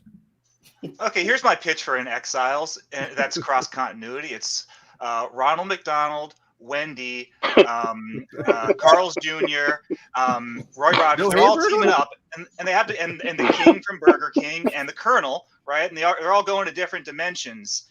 And they got to do heists because they got to steal stuff from different dimensions. Like maybe they're making a stew. I don't know. But they're trying. Maybe they're trying to find the recipe to the original Arby's sauce. No, that's it. The Colonel's the bad guy, and they need to steal the 11 herbs and spices. No. And that's the only way to stop Burger King has to be the bad guy. He looks like a freaking psycho. The Colonel's like number one henchman, right? He's that silent guy who always stands behind him as enforcer. Yeah, there you go. All right, shit, I can do this, Scott Snyder. And then they all end up in restaurants with like defunct fast food restaurants that still survive. Oh yeah, like right, defunct like franchises or something. Yeah, with like White Castle. No. Only storm defunct the White Castle. Yeah, it'd be like Harold and Kumar go to White Castle, except for it'd be they'll end up in a Rax. They'll end up in a Burger Chef. They'll end up in a to try to save all of their special recipes.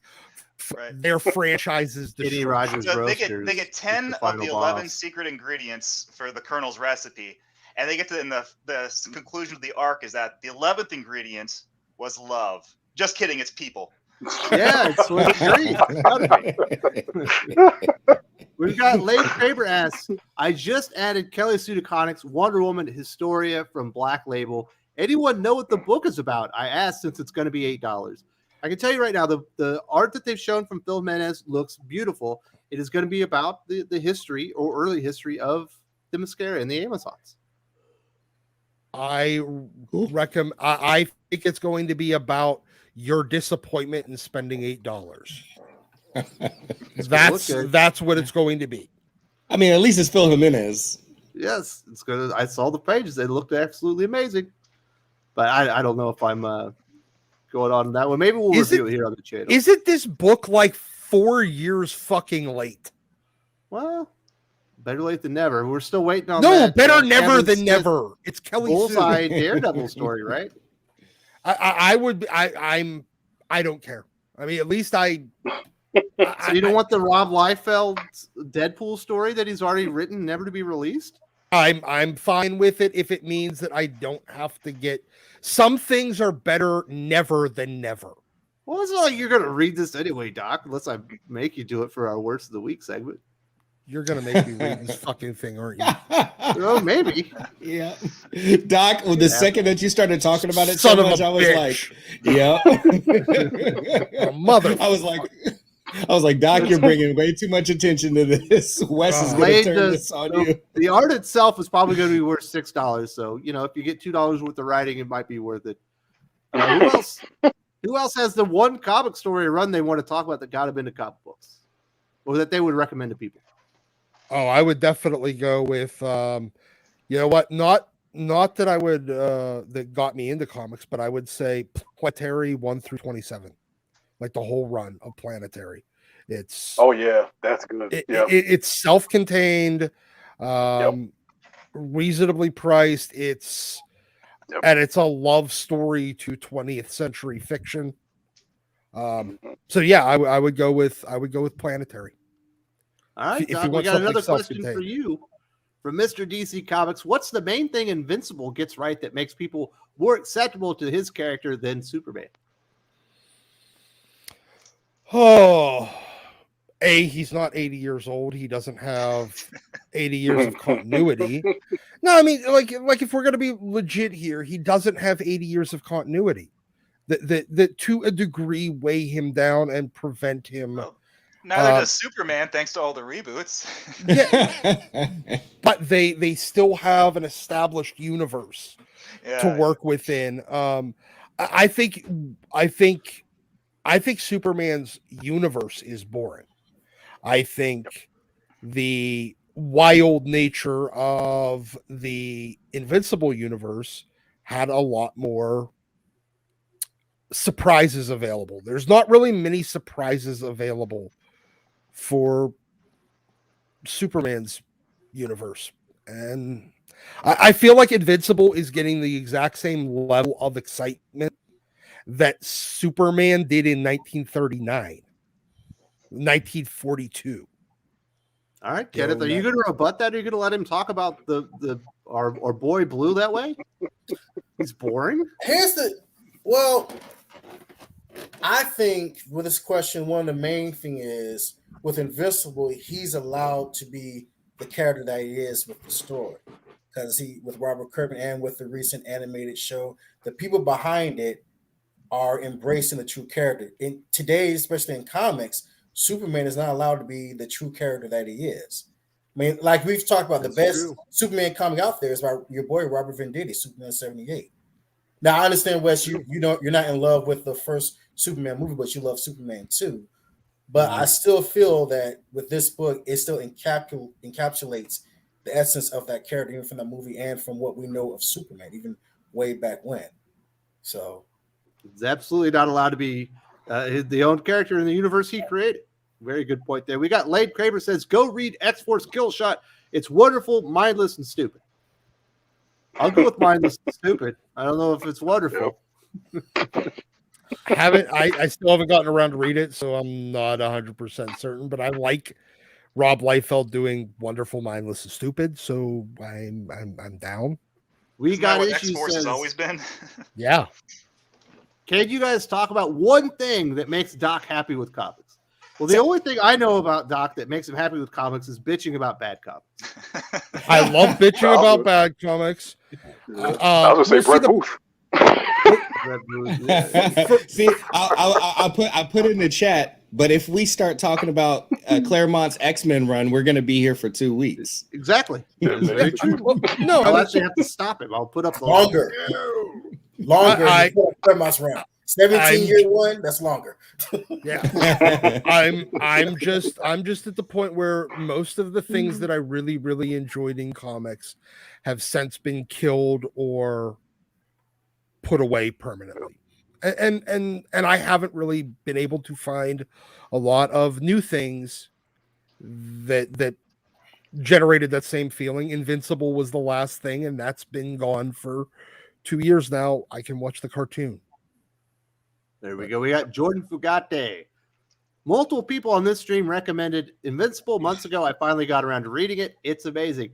that is a success story for Comics Aficionados. Hopefully, in 2 months, we'll have people saying, I heard about Exo Man of War from Robert Venditti, and I finally read it, and you guys were right. Yep, good stuff. Absolutely. Skip, did you finally read Venditti's Exo Man of War, or you just started? Nah, I told you I finished reading it like a few months back. We were talking about it. What'd you think? I have to say it's good and I like it, but I'll be honest, I actually liked Kerry Nord's art more than I liked Venditti's writing. And Venditti's writing was really good, but and I would recommend it to just about anyone who just likes a strong, like heroic tale. I think it's probably one of the best examples that I've read of one in recent years. But I expected more because I think not only you but other people were hyping it up to me, and it didn't quite live up to the hype in my personal opinion. But Kerry Nord's art, my goodness, some of those scenes when he's like locked up and like looking through the bars and it was incredible. So Rip Phoenix Jones, Doc sounds like Kevin Malone from The Office. Yes, he does. Absolutely. I still have never watched The Office, and I will just take your word for that. Well, if watch it, you'll sound like you're talking to yourself. I feel I need to watch it because people have been talking about that show for years. Like it's beat out like Friends, where I was never a fan of Friends, but it's beat out. Once you get to like season 4, you just stop. Right, it's good. But people like it beat out like Seinfeld's like the greatest comedy ever. So I just watched all of Seinfeld, all 9 seasons. It's not better than that. That thing's foolproof. Roddy Boy Comics right here. The PI says, "Hello, just joined. What's the best Batman story?" Ooh, I like Strange Apparitions. I can tell you my favorite, which is Quarter Owls. Under that is Long Halloween, and that goes into Long Halloween was good. Yeah. Anything that uses a whole bunch of his rogues, but it isn't Hush, is usually pretty good. Well, I'm gonna give a Dark Horse candidate because it doesn't come up often, but Sword of Azrael. That was a great story. To me, that was just like I really enjoyed that. That was a revelation. That was a Joker's father before he became what he is today. But that was a real to find that in the newsstands and start reading that was just like freaking amazing. But yeah, Sword of Azrael. Did that spin out of Nightfall? No, it was a precursor to Nightfall. Yeah, it was what was introducing Azrael to eventually. Oh, Jean-Paul Valley. Okay, yeah, Yep. Yeah, that was clean. Yep. All right, Lade Kraber, Doc, admit the Draco is your favorite X-Men story. Oh, God. You know what? If it's up between Chuck Austin and Hicksman era, I actually think I have to go with preferring Chuck Austin at this point over the Hicksman era. Sorry. Wow. Chuck Austin over Doc, I don't know. The Hicksman era is that's how you get demonetized. The Hicksman era has turned out that fucking bad. Now, just to give Chuck Austin a little bit of credit, I did like what he did with Juggernaut. I hated everything else, but I liked Juggernaut kind of coming around. Yeah, but him and Sammy the Fish Boy. I like that. I like their dynamic. Like Juggernaut's, his whole origin was basically that he was the stepbrother to Charles, who was loved less by his father, who just wanted Charles's money. They delved into all that, and he kind of like worked through that problem with Sammy the Fish Boy. And then they killed off Sammy or whatever. I don't know. It's been a long time, but I remember liking that and just despising everything else about Austin's run. All right, Mark, if you could recommend just one comic story run to someone, what would it be? Well, I'm going to have to create an imaginary person for this because, what if my answer to like an 8-year-old is going to be different to my answer to a 38-year-old, So I'm going to pretend it's somebody who assumes that all comic books means superhero. And how do I get them to read something that may be perception? And my answer to that is always The Max by Sam Keith and Bill Messner-Loebs.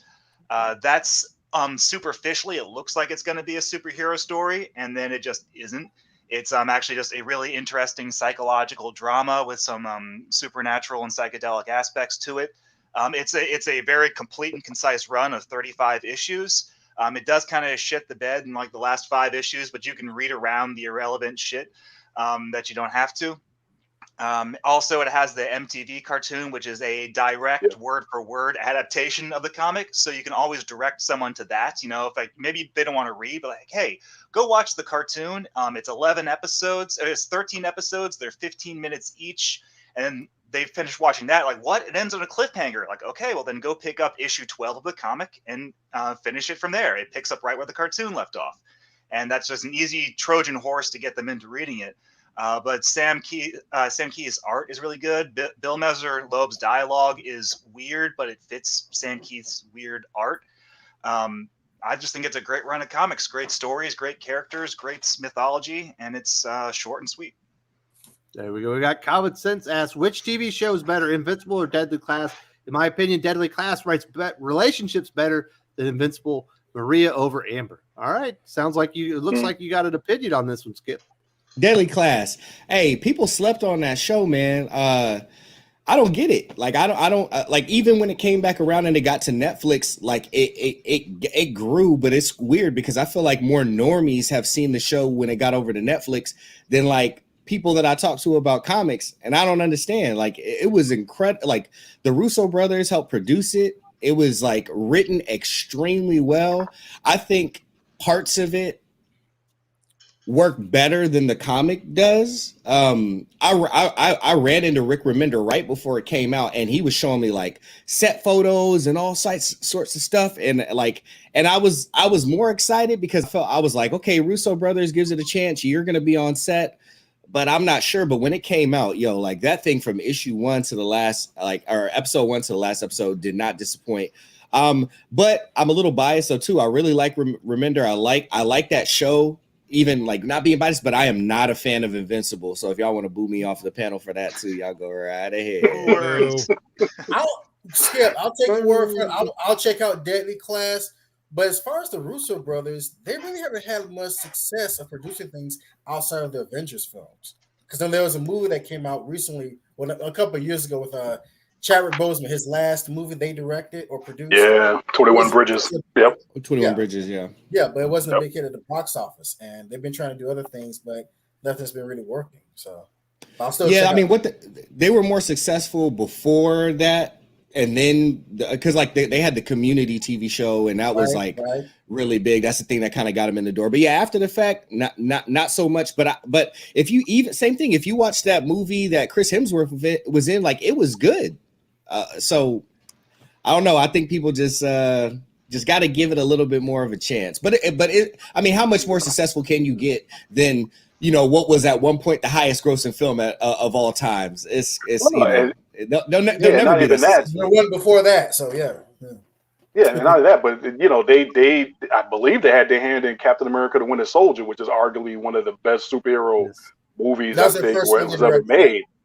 Yes, I just think for some reason, I don't know if their name doesn't roll off the tongue like the Wachowski brothers, but they've definitely turned in like a lot of work that you would think they would have more name recognition than they do. So yeah, I agree.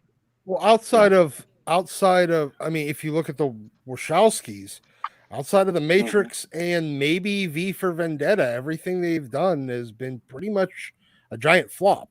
Yeah, Speed Racer, even though I like Speed Racer, but yeah. Jupiter Ascending. I mean, there was a lot of really bad movies there. They had that TV show on Netflix too that was that people liked.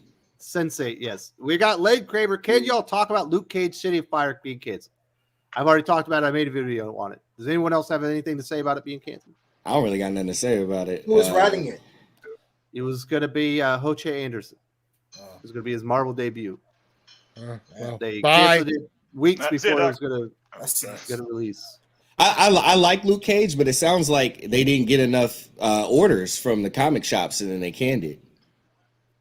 Good break. What these days is the threshold for getting canned for low orders? Because I mean, I've seen books, like 2,000 copies get canceled, and I've seen stuff with like less than that. I mean, is it just depending on the publisher or the IP? Or I think it's going to depend on the publisher very much. So Marvel has a much higher threshold. There we go. Than they didn't say why it was canceled, but that's one of the assumptions. Is it's either that or somebody at Marvel or DC got a hold of the material and saw what was going to be in there, and they didn't want it to be associated with it. Yeah, that's the best speculation I can come up with. I think it also comes down to editors too, from what I understand, the budgets and stuff that they work with. So, But issue number 1's done. They had all the covers commissioned. All the issues are written. It was only going to be 3 issues, so they already spent the money. I'm surprised that if it was on low sales, why don't they just put it on digital? But that's it. It's suspicious. Yeah, very. Yeah. I mean, I love Batman. I love Spider-Man. Always will. But I do want to see original Black heroes, get that shot, get that chance. So Be nice. Yeah, it's unfortunate. Obviously, we're coming up on the 50th anniversary of Luke Cage as well. So, does anyone else have one comic book story or run that they would like to recommend? Did we get everybody?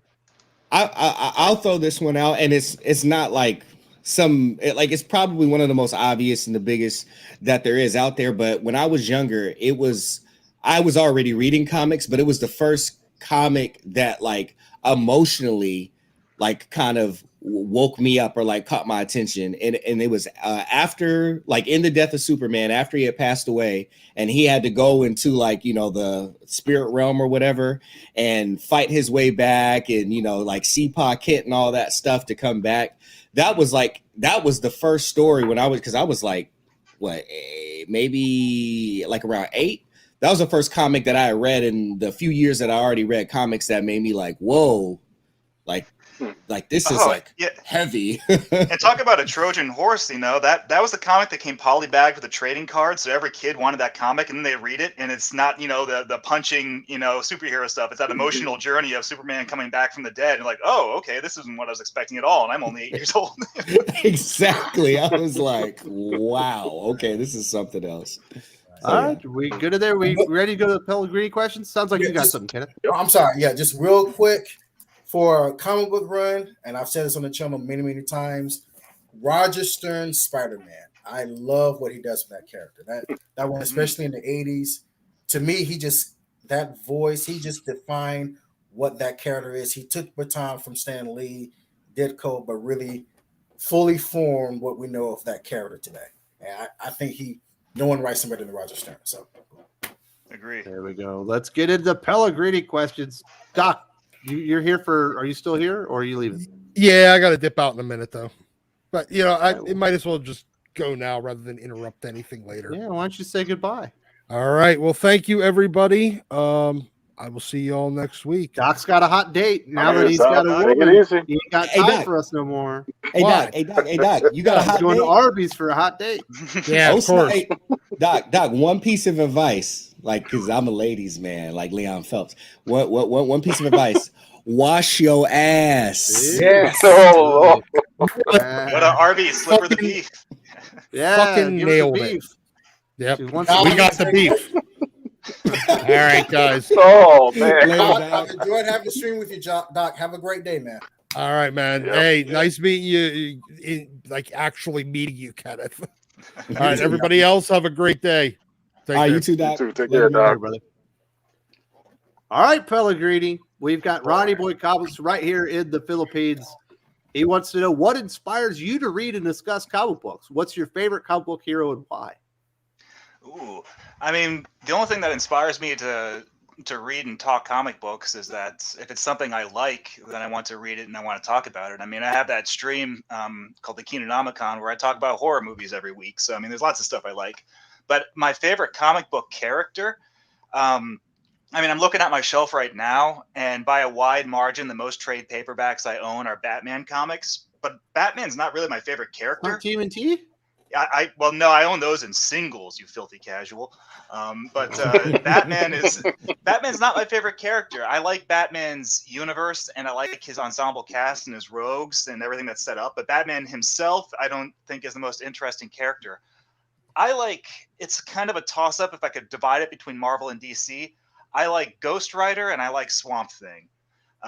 Swamp Thing is so good because he's also one of those Trojan horse characters where it's ostensibly a superhero book, but then you read the book and it's really not. It's a horror book. And Ghost Rider is like that as well.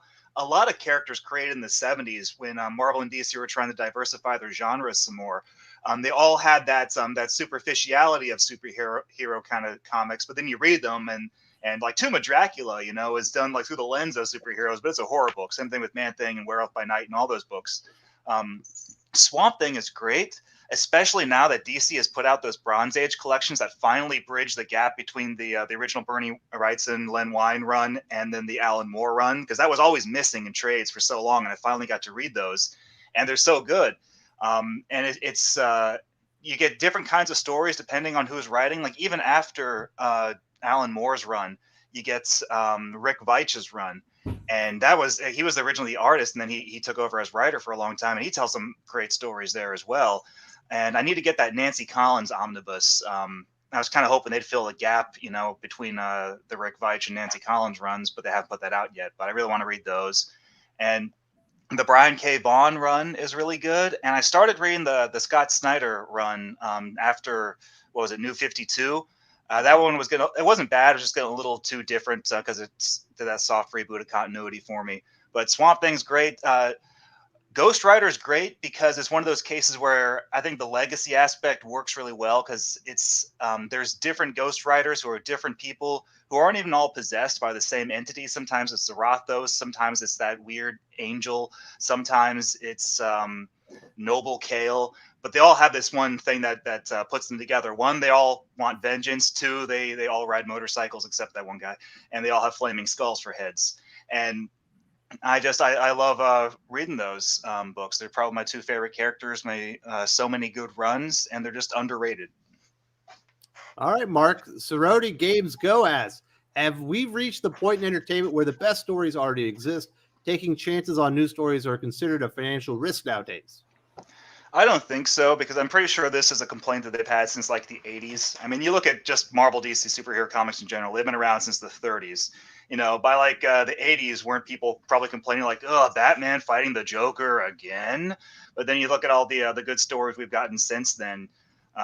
It all really just comes down to the creators, what new angles that they can find. And I think a part of it now is that the industry isn't courting that kind of innovative talent. Nowadays, we wouldn't get something like The Dark Knight Returns like they got in the 80s, something very different, very unique. Even like the death of Superman in the 90s, like Superman died a bunch of times in the Silver Age, or the death of Jason Todd, like Robin dies at dawn. That was a Silver Age comic. They've done stuff like that before. But they do a similar story, but from a different angle, and it ends up feeling something totally different. I'm not going to say I wasn't a big fan of Zero Year, but I do appreciate that it tried to do the Batman origin from, that wasn't Batman Year One. I didn't necessarily like it all that much, but hey, points for not just rehashing Batman Year One like so many people would be inclined to do.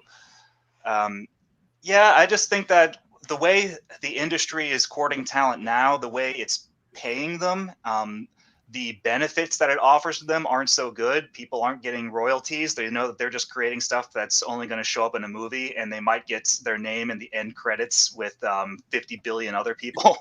Right now, the incentive is to write for the trade, because writers are getting paid by the page instead of by the word, which they were back in the day. So like back in like the 70s, when you're getting paid by the word and you were Chris Claremont, your financial incentive was to put as much story into one issue as possible. Now you're getting paid by the page, so your financial incentive is to spread that story out for as many pages and as many issues as possible, and we're getting so much decompression.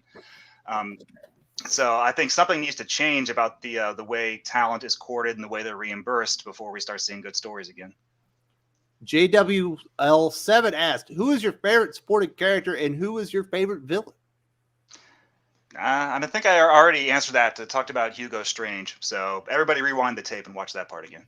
He's both of them. He's the best supporting character and villain. And finally, Blather Skype 25 asked, who was your favorite Ronin warrior? Well, okay. Ooh, Ronin Warriors? Because I'm so well known for being a Ronin Warriors fan, but you're lucky I know what you're talking about, I was a shot in the dark. I was like, who's going to be able to answer this one? I was like, Mark seems like the guy. He speaks Japanese. I did watch Ronin Warriors, or I'm sorry, if we're speaking Japanese, Samurai Troopers on Toonami back in the day. And I would say that my favorite Ronin warrior would probably be Ryu of the Wildfire, just because I think if we have characters with elemental powers, fire is always, the one that gets the coolest stuff, but he was the main guy. He was kind of boring. My favorite characters in Ronin Warriors were the villains because they got really cool, even if they got turned into like Bebop and Rocksteady later on. They had this one, like Anubis. He had like that awesome move where he swings his scythe and says, "Quake with fear." He's so cool. And he has this great redemption arc. He's the most interesting character in the show. But the coolest looking character was like this loser villain named Sekhmet, which is an awesome name. And he has this great spider armor theme. He's like a big deal, when they first introduced the Dark Warlords, and then he turns into like Bebop and Rocksteady later on. It's like a loser villain. But the villains in that show are really cool. That's my answer. What was the show where it was like teenage something from Beverly Hills? Tattooed Teenage Alien Fighters from Beverly Hills. It was good because it ran on the USA Network at 5 a.m. on Tuesday. That's how you know it was good. This is the good shit right here. USA Cartoon Express. Let's go. Yes. I knew Mark would know it. I like Wildcats. Roddy Boy Comics says, thanks. With the current price of comic books, which ongoing Bat titles are you recommending to read and collect? By the way, you guys are great. Stay safe. I want to say thank you very much. And maybe a lot of people might not know this. As a comic reader in the Philippines, as Roddy Boy Comics is as well, it's an extra 20% on top of cover price just to get the comic. So if your comic book is $5, it costs $6 here. If you don't live in Manila and you want it shipped, it's an extra $3. So comic book collecting can get very expensive just to get comic books here. So I feel Roddy Boy's plight. The Batman book that I'm reading that I like the most right now is Robin from Joshua Williamson. Detective Comics is pretty solid right now as well. But obviously with so many Bat books, you have a lot of things to choose between. But if you're looking for your best bet, it's going to have great art, great story, I say read Robin. Does anyone else have you got an idea? What do you think, Kenneth? About specifically, I'm sorry. He wants to know about Batman titles that are going right now that he should buy. Oh. Uh-oh. Well, here's the thing. Not currently. But you know what? It's good that you mentioned that because usually I go back to the oldies. As I've told you guys, I'm a fan of the 80s. I think 80s are the best taken in comics and some of the early 90s stuff. But I found this old treasure that I recently bought. Batman versus Predator. Oh. And this was good by Dave Gibbons and Andy Kubert. Man, he's one of the great artists of the comic industry, and I love this book. I wish this was made into a movie because it's like Batman versus Predator. It's got the sensibilities of the Predator with the great sensibilities of Batman. Two hunters going at it, and this is great. So I would say recommend buy older comics, and if you can, go on Amazon. You may pay a pretty penny, but pick that up. So I think you go, Roddy. Kenneth says, don't read the new Batman stuff. Go back to the old days. And I'm definitely with you there, brother, as far as how expensive it is to collect comics here in the Philippines. So, Pellegrini, that's all your questions. You got anything else to add before we start talking about this movie that you like so much? Yeah, can I leave? No, I don't think I have anything to add to my questions.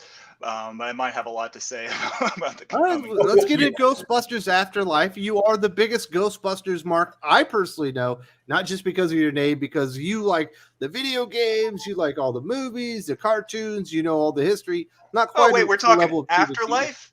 In the DM, you said it was answer the call. I was cracking my knuckles, like, let's go. No, that was a mistake. I meant Afterlife. Obviously, that's the movie that's in the theaters. What did you think of it? Was this a good return to Ghostbusters?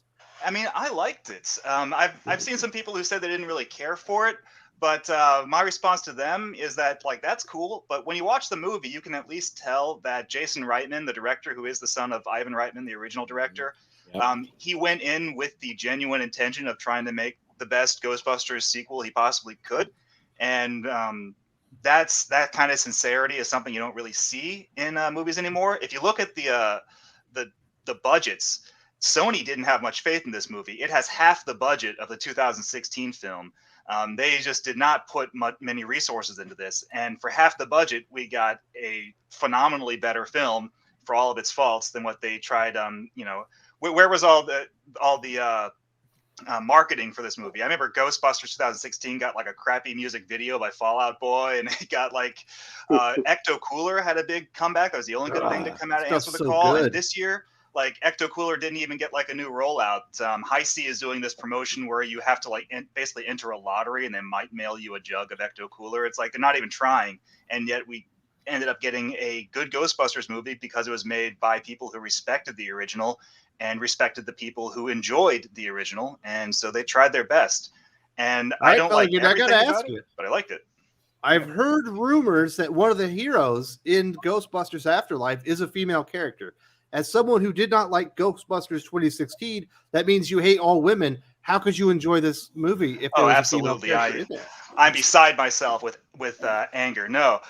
There have been heroes. There have been female Ghostbusters going back to the beginning. Real Ghostbusters. Janine became a Ghostbuster. Extreme Ghostbusters. Kylie Griffin, who is awesome. And she was so popular. I mean, Extreme Ghostbusters was a show that got canceled after one season, but fans liked Kylie so much that they brought her back for the IDW comic when she was great in that. And the IDW comic introduced an original female Ghostbuster, Melanie Ortiz, who's basically like, what if Dana Scully was a Ghostbuster? Like that was great. So I mean, there have been lots of awesome female Ghostbusters. It's just that the 2016 movie sucked and those characters were terrible. And the female characters in this one, in the new movie, there's two of them. One of them is underdeveloped. I think if they bring her back for a sequel, they might be able to do more with her. But the other one, the main one, who's basically the star of the movie, she's fantastic. She'll win you over. She'll win your heart. So I actually enjoyed her quite a bit. You're kind of disappointing me. I'm not hearing the misogyny, Mark. I know, right? What's that meme? It's like, I don't want a solution. I want to be angry. No, I can't get mad at this. It's almost like the Sonic the Hedgehog movie. Everybody went into that thinking it was going to be trash, and they all walked out of the theater like, hey, that was pretty good. Well, anyone else going to watch Ghostbusters Afterlife? Not yet. Not yet. No one else has watched it? My goodness. Well, Mark. like Mark, I thought the assignment was we're going to talk about Ghostbusters Answer the Call. I apologize. I wrote the wrong name. Oh, that's a cruel prank to pull on people. That's on me, like trick them into watching that. That is on me. That's my fault. I don't know, Gevian, you going to take the family to go see Ghostbusters now? If you heard enough good stuff? Okay, so I guess I'm going to have to take a hit in the face here. So my family actually enjoyed the 2016 film. So I'm going to put that out there. Never mind. They have I think first of all, I'm not a huge fan of the comics culture war. It's like it becomes way too easy for everybody to go to their corners and start like spitballing each other about why something sucks, other than the fact of whether or not the movie's actually good or not. So I think, to me, the biggest problem with it was that because it clearly was, well, we had all this great stuff with Bridesmaids and Melissa McCarthy, and we're going to take that fan base and marry it to Ghostbusters. And that's why they pissed off the old fans, because it was obvious. You could see it from over here. So if you weren't like against Bridesmaids or against Melissa McCarthy and even Kristen Wiig, then I, who am the head of a predominantly female family, you can go into that movie, laugh, and enjoy it, and still be cool. If I went with a bunch of my old buddies who like Ghostbusters, Ghostbusters 2, or the real Ghostbusters cartoon show, it'd be a whole different vibe. So that's what I'll say about that. But with Afterlife, Bridesmaids, I hated Ghostbusters. Well, I know what I'm just saying, but what I'm saying is that it felt forced. That's my point, is that it felt forced. It's like, it's not that Bridesmaid wasn't a good movie. It's just this felt forced from the beginning. And then, like I said, I didn't think the movie was terrible. I actually enjoyed it, but it's like, it felt like they felt like they had to make this movie even though all the stars weren't aligned. So, Bill Murray wouldn't commit to the project. He ends up doing a cameo. So I don't know what that was about. What was it? Harold Ramis died, so it was kind of like, it just felt like, and I'm sorry because I know there's some Amazing Spider-Man fans out there, but it felt like Andrew Garfield's Amazing Spider-Man. It's like, nobody really wants it. It's not coming. Superman Returns with Brandon Routh. Nobody asked for this, and you're going to do it anyway. And I think that's why, even starting out the gate, whether it had any utility or not, the 2016 Ghostbusters, any utility at all, it already had the deck stacked against it. And then Afterlife, it just seems like, with now Paul Rudd's in it, it just seems like they just like I think what Mark said, they're like paying like respect to the old fans, and I think they had to try harder because that's what happens when people give you less money and less resources. Then you have to do what we all know as creators we have to do. You have to fall back on making the story that much better because you don't have all the bells and whistles and the goodies to go with it. So that's how I feel about Afterlife. Not having seen it yet. I didn't think Ghostbusters 2016 was terrible. I thought it was terrible. What are you talking about, sir? You renounced what you said. Now, I will not renounce what I said. Now, you don't have to put any value into my opinion because I know how we feel about the Mario Brothers movie, so that's okay. But, All right, my problem with the Pellegrini, we got a 2016 question for you. Oh, what's up? Ghostbusters deserved a third movie in the 90s. Yeah, Tell them about it. I mean, tell them about the did, third movie. But, hey, we did get a third movie. It was called Ghostbusters: The Video Game, and even though that That's was right. 20 years too late, I think that if I had, so when I went to see Ghostbusters 2 in 1989, and when I walked out of that theater, the first thing I thought was, I can't wait for Ghostbusters 3. Wah wah. But if you were to travel back in time and go up to little 4-year-old Mark and say, Mark, you're not going to get Ghostbusters 3 for 20 more years. But when you get Ghostbusters 3, it's going to be a photorealistic, possibly video game where you get to play as the main character, as a new Ghostbuster. You get to fight the Stay Puft Marshmallow Man. You get to go to the library and fight the ghost. You get to do all those scenes from the movie, plus new scenes that continue the story. And Bill Murray and Harold Ramis and Dan Aykroyd and Ernie Hudson and Annie Potts, they're all going to be there too. Do you want to wait 20 years for that, Mark? You know, I'd probably be hyped and say yes. And so we didn't get a movie for Ghostbusters 3. We arguably got something more interactive and better than a movie. And it's a great video game in and of itself. So, yeah.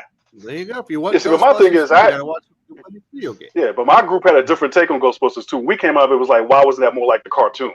Because we were expecting Ghostbusters 2 to be more like a continuation of what they were setting up in the cartoon, and that being a movie. So that, to me, I was disappointed with Ghostbusters 2. I thought it was going to be like most people, whatever they were setting up a real Ghostbusters, and and now we're going to get some more of that in Ghostbusters 2.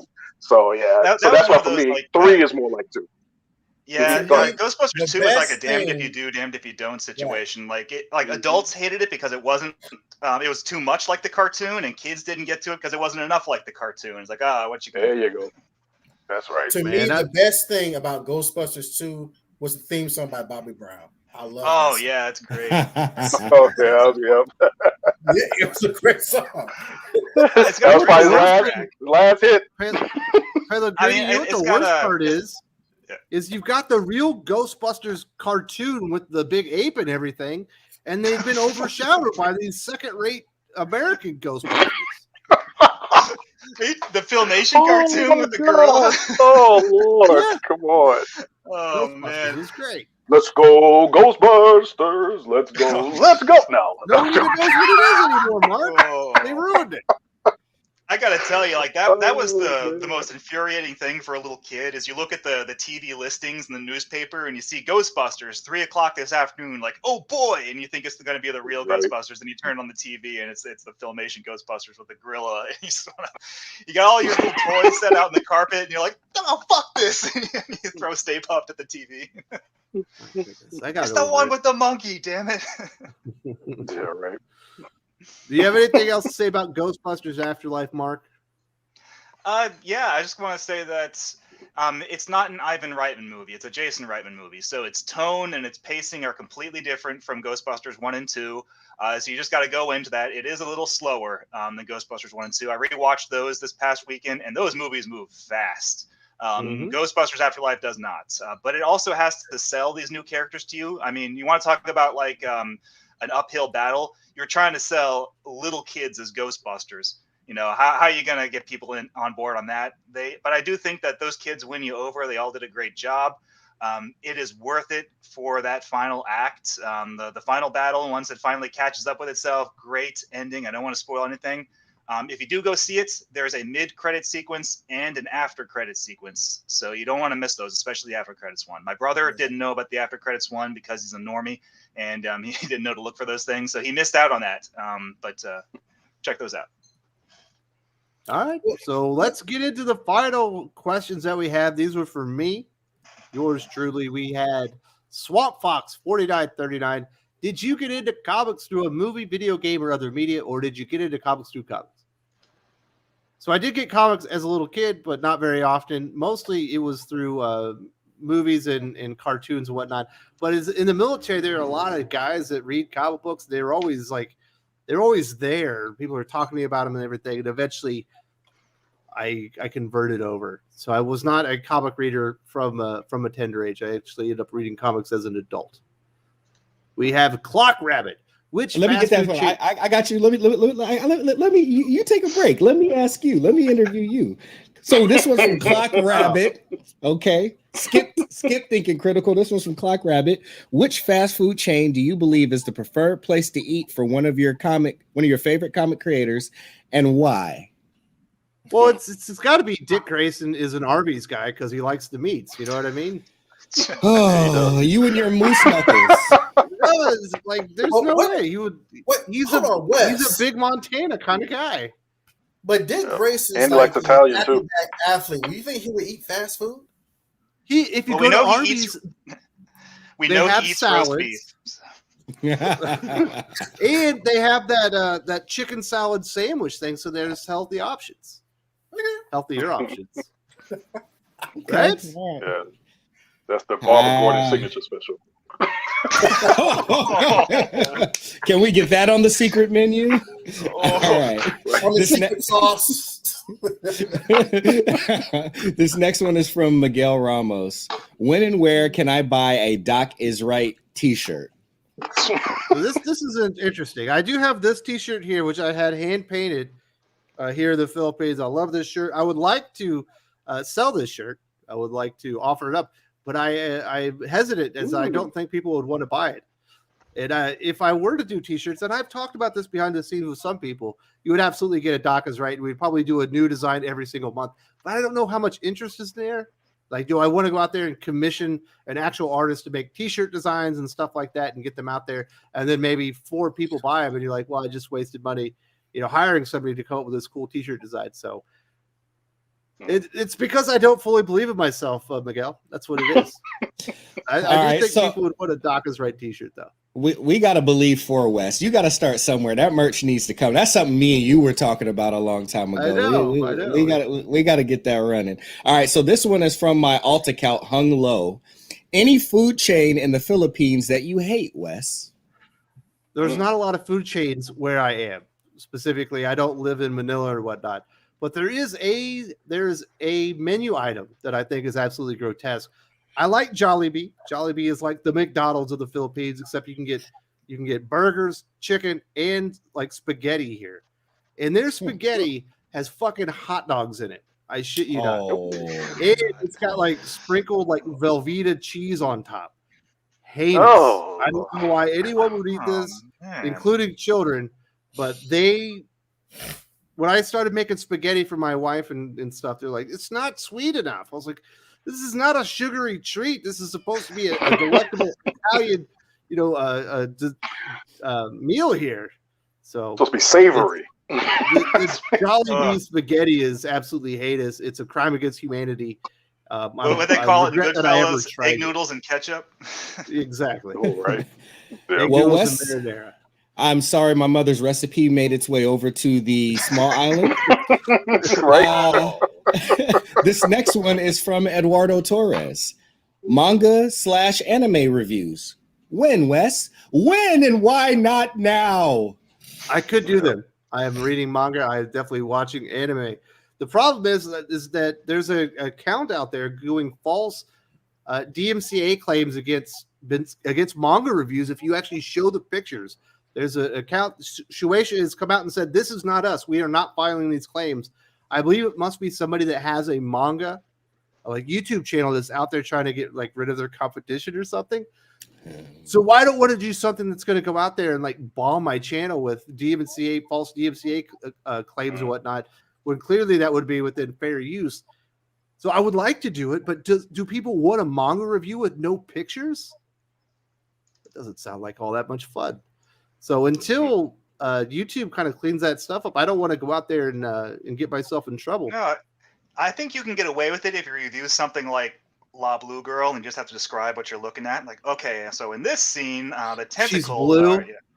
Oh, it's one of those. So I would like to do it. I'm definitely going to start doing some stuff with manga. Possibly I'll read one manga from beginning, theory until the end, and maybe like a new manga of the week type of thing. But I am hesitant because of that, because there are those false claims that are going out there. All right, Wes, that was a long answer. We got to get to the super chat here. The Pepper Talk. Oh, hey, that's a good name. I work at my LCS and would rock the Thinking Critical shirt. Also, Mark is Carly. Mark is Carly's the character Carly from Common America. Yeah, he's asking if Carly from Common America is a fan of the 2016 Ghostbusters. Wouldn't she feel more represented? Now, I don't write our characters to be mouthpieces for our personal opinions, so they can enjoy things that I hate or dislike things that I like. Carly, though, I think she knows what's funny, and the 2016 movie just wasn't funny. I don't think Carly would laugh at queef jokes, but I have not given that enough. Gervain was laughing right in the front row. Hey, I said my family.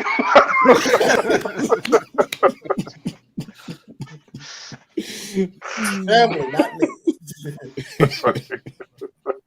Throwing them all. Right, how's this? I will try to get a SKU for a T-shirt up before the end of the year. If it goes okay, we'll do the monthly idea and we'll get a Doc is Right T-shirt up. Yes. Or at least once every like 3 months, if not quarterly is fine as well. Yeah, because those things they do cost money. Unfortunately I'm not like a designer, so I actually end up having to go and commission these type of things. But I get what people are saying, and people want to see the Skipntosh shirt. In the 8-bit Skipntosh. Oh man, I'm all for that'd be cool. The Major Pain. Yeah. One, don't you feel dumb? Two, look at you. You. So thank you very much to Pepper Talk and everyone else that supported the channel here today. I think we had a lot of fun. We got to introduce Kenneth Dowling. Everybody's heard from you, but now we finally seen you.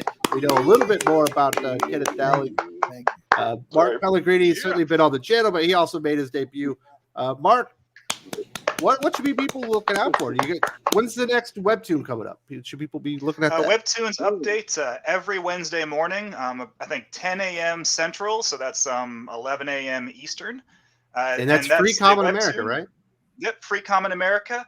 You can read the webtoon completely on its own without reading the main volumes, and it tells a coherent story. But it tells stories that take place in between the main volumes of the series, and also retells certain like origins of characters, but from a different perspective. So it's all new content, all new art. Common America 4 is fulfilling beginning on Monday. And Black Ops 5 is in the can, and Tim's going to start on that. So we're just keeping the momentum going. There you go. Very good job to you guys over at Iconic Comics. Let's do our recommendations and get the hell out of here. Kenneth, what do you recommend this week? What should people be reading? Number 1, Superman 78. Number 4, great comic. This is everything I love about comic books. Great action, great story. Great superheroes, just Venditti. Venditti's the man, Wes. Thank you for putting me on to him. Right here. Yes. Me too.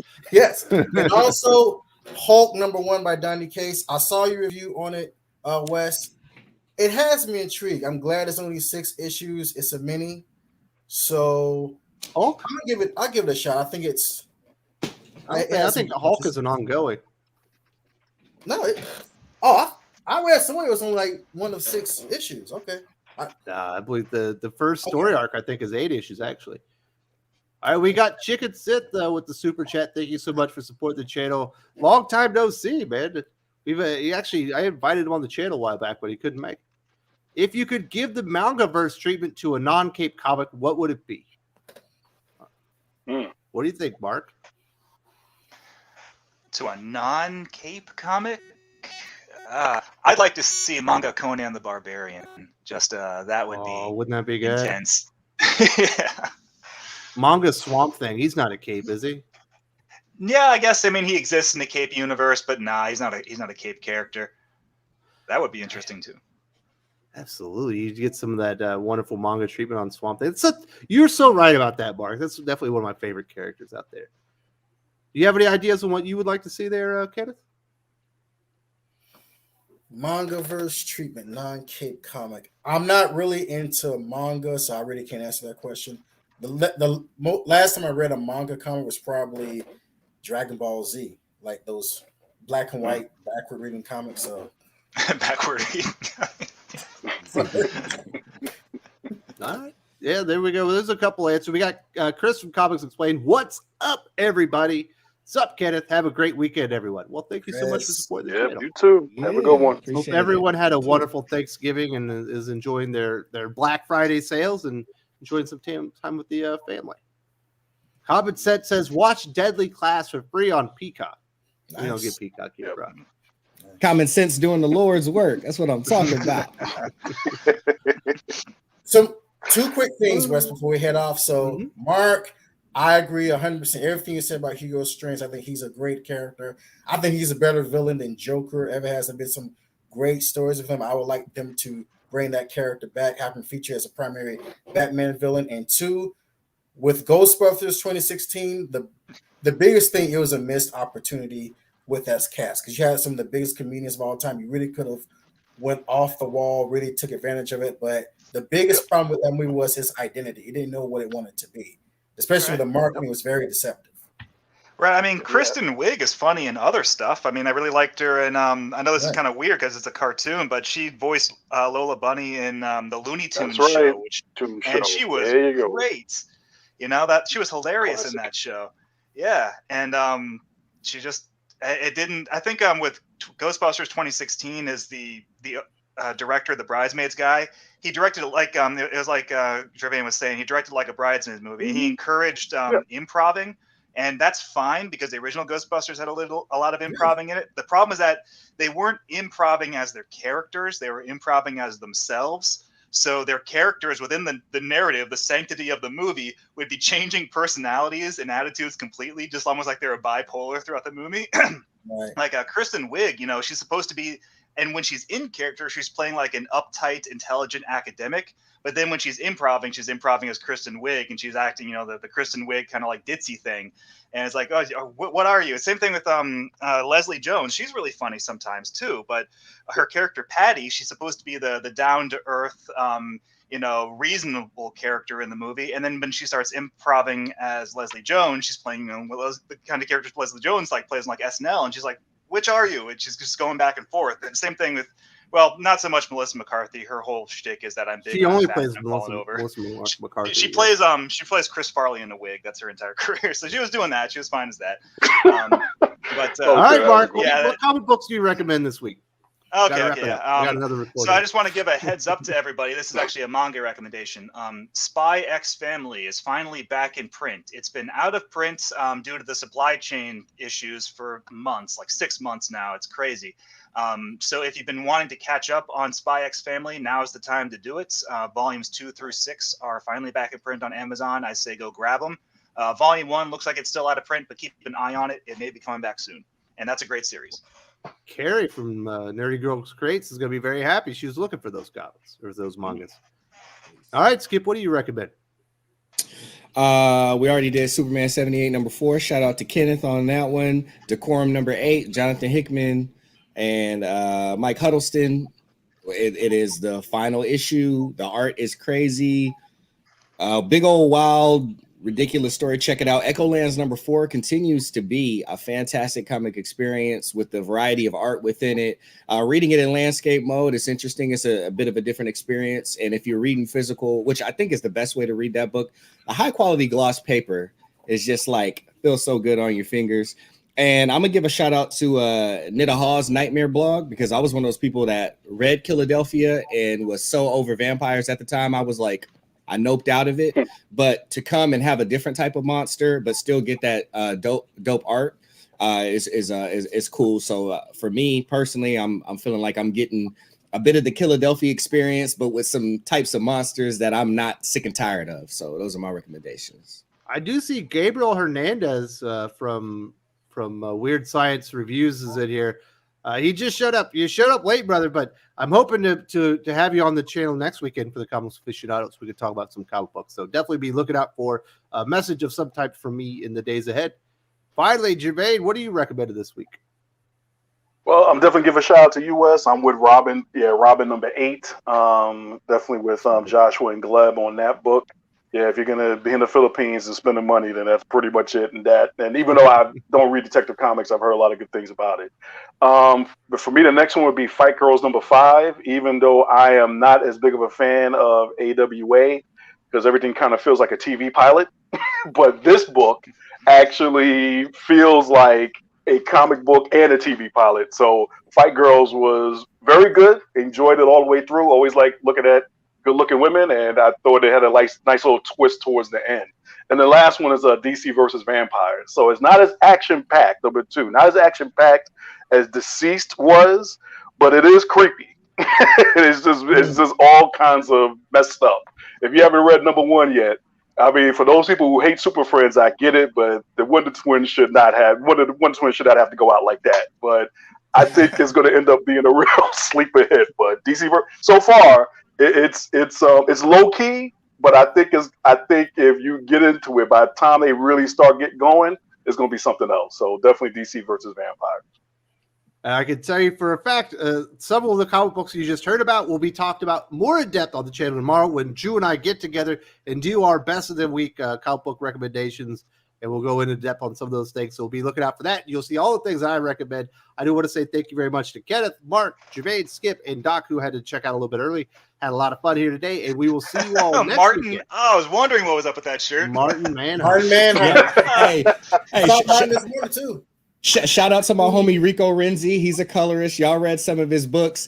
Go check out his shop. Hey, what I loved is before I checked out, at the bottom it said, "Damn, Jaina."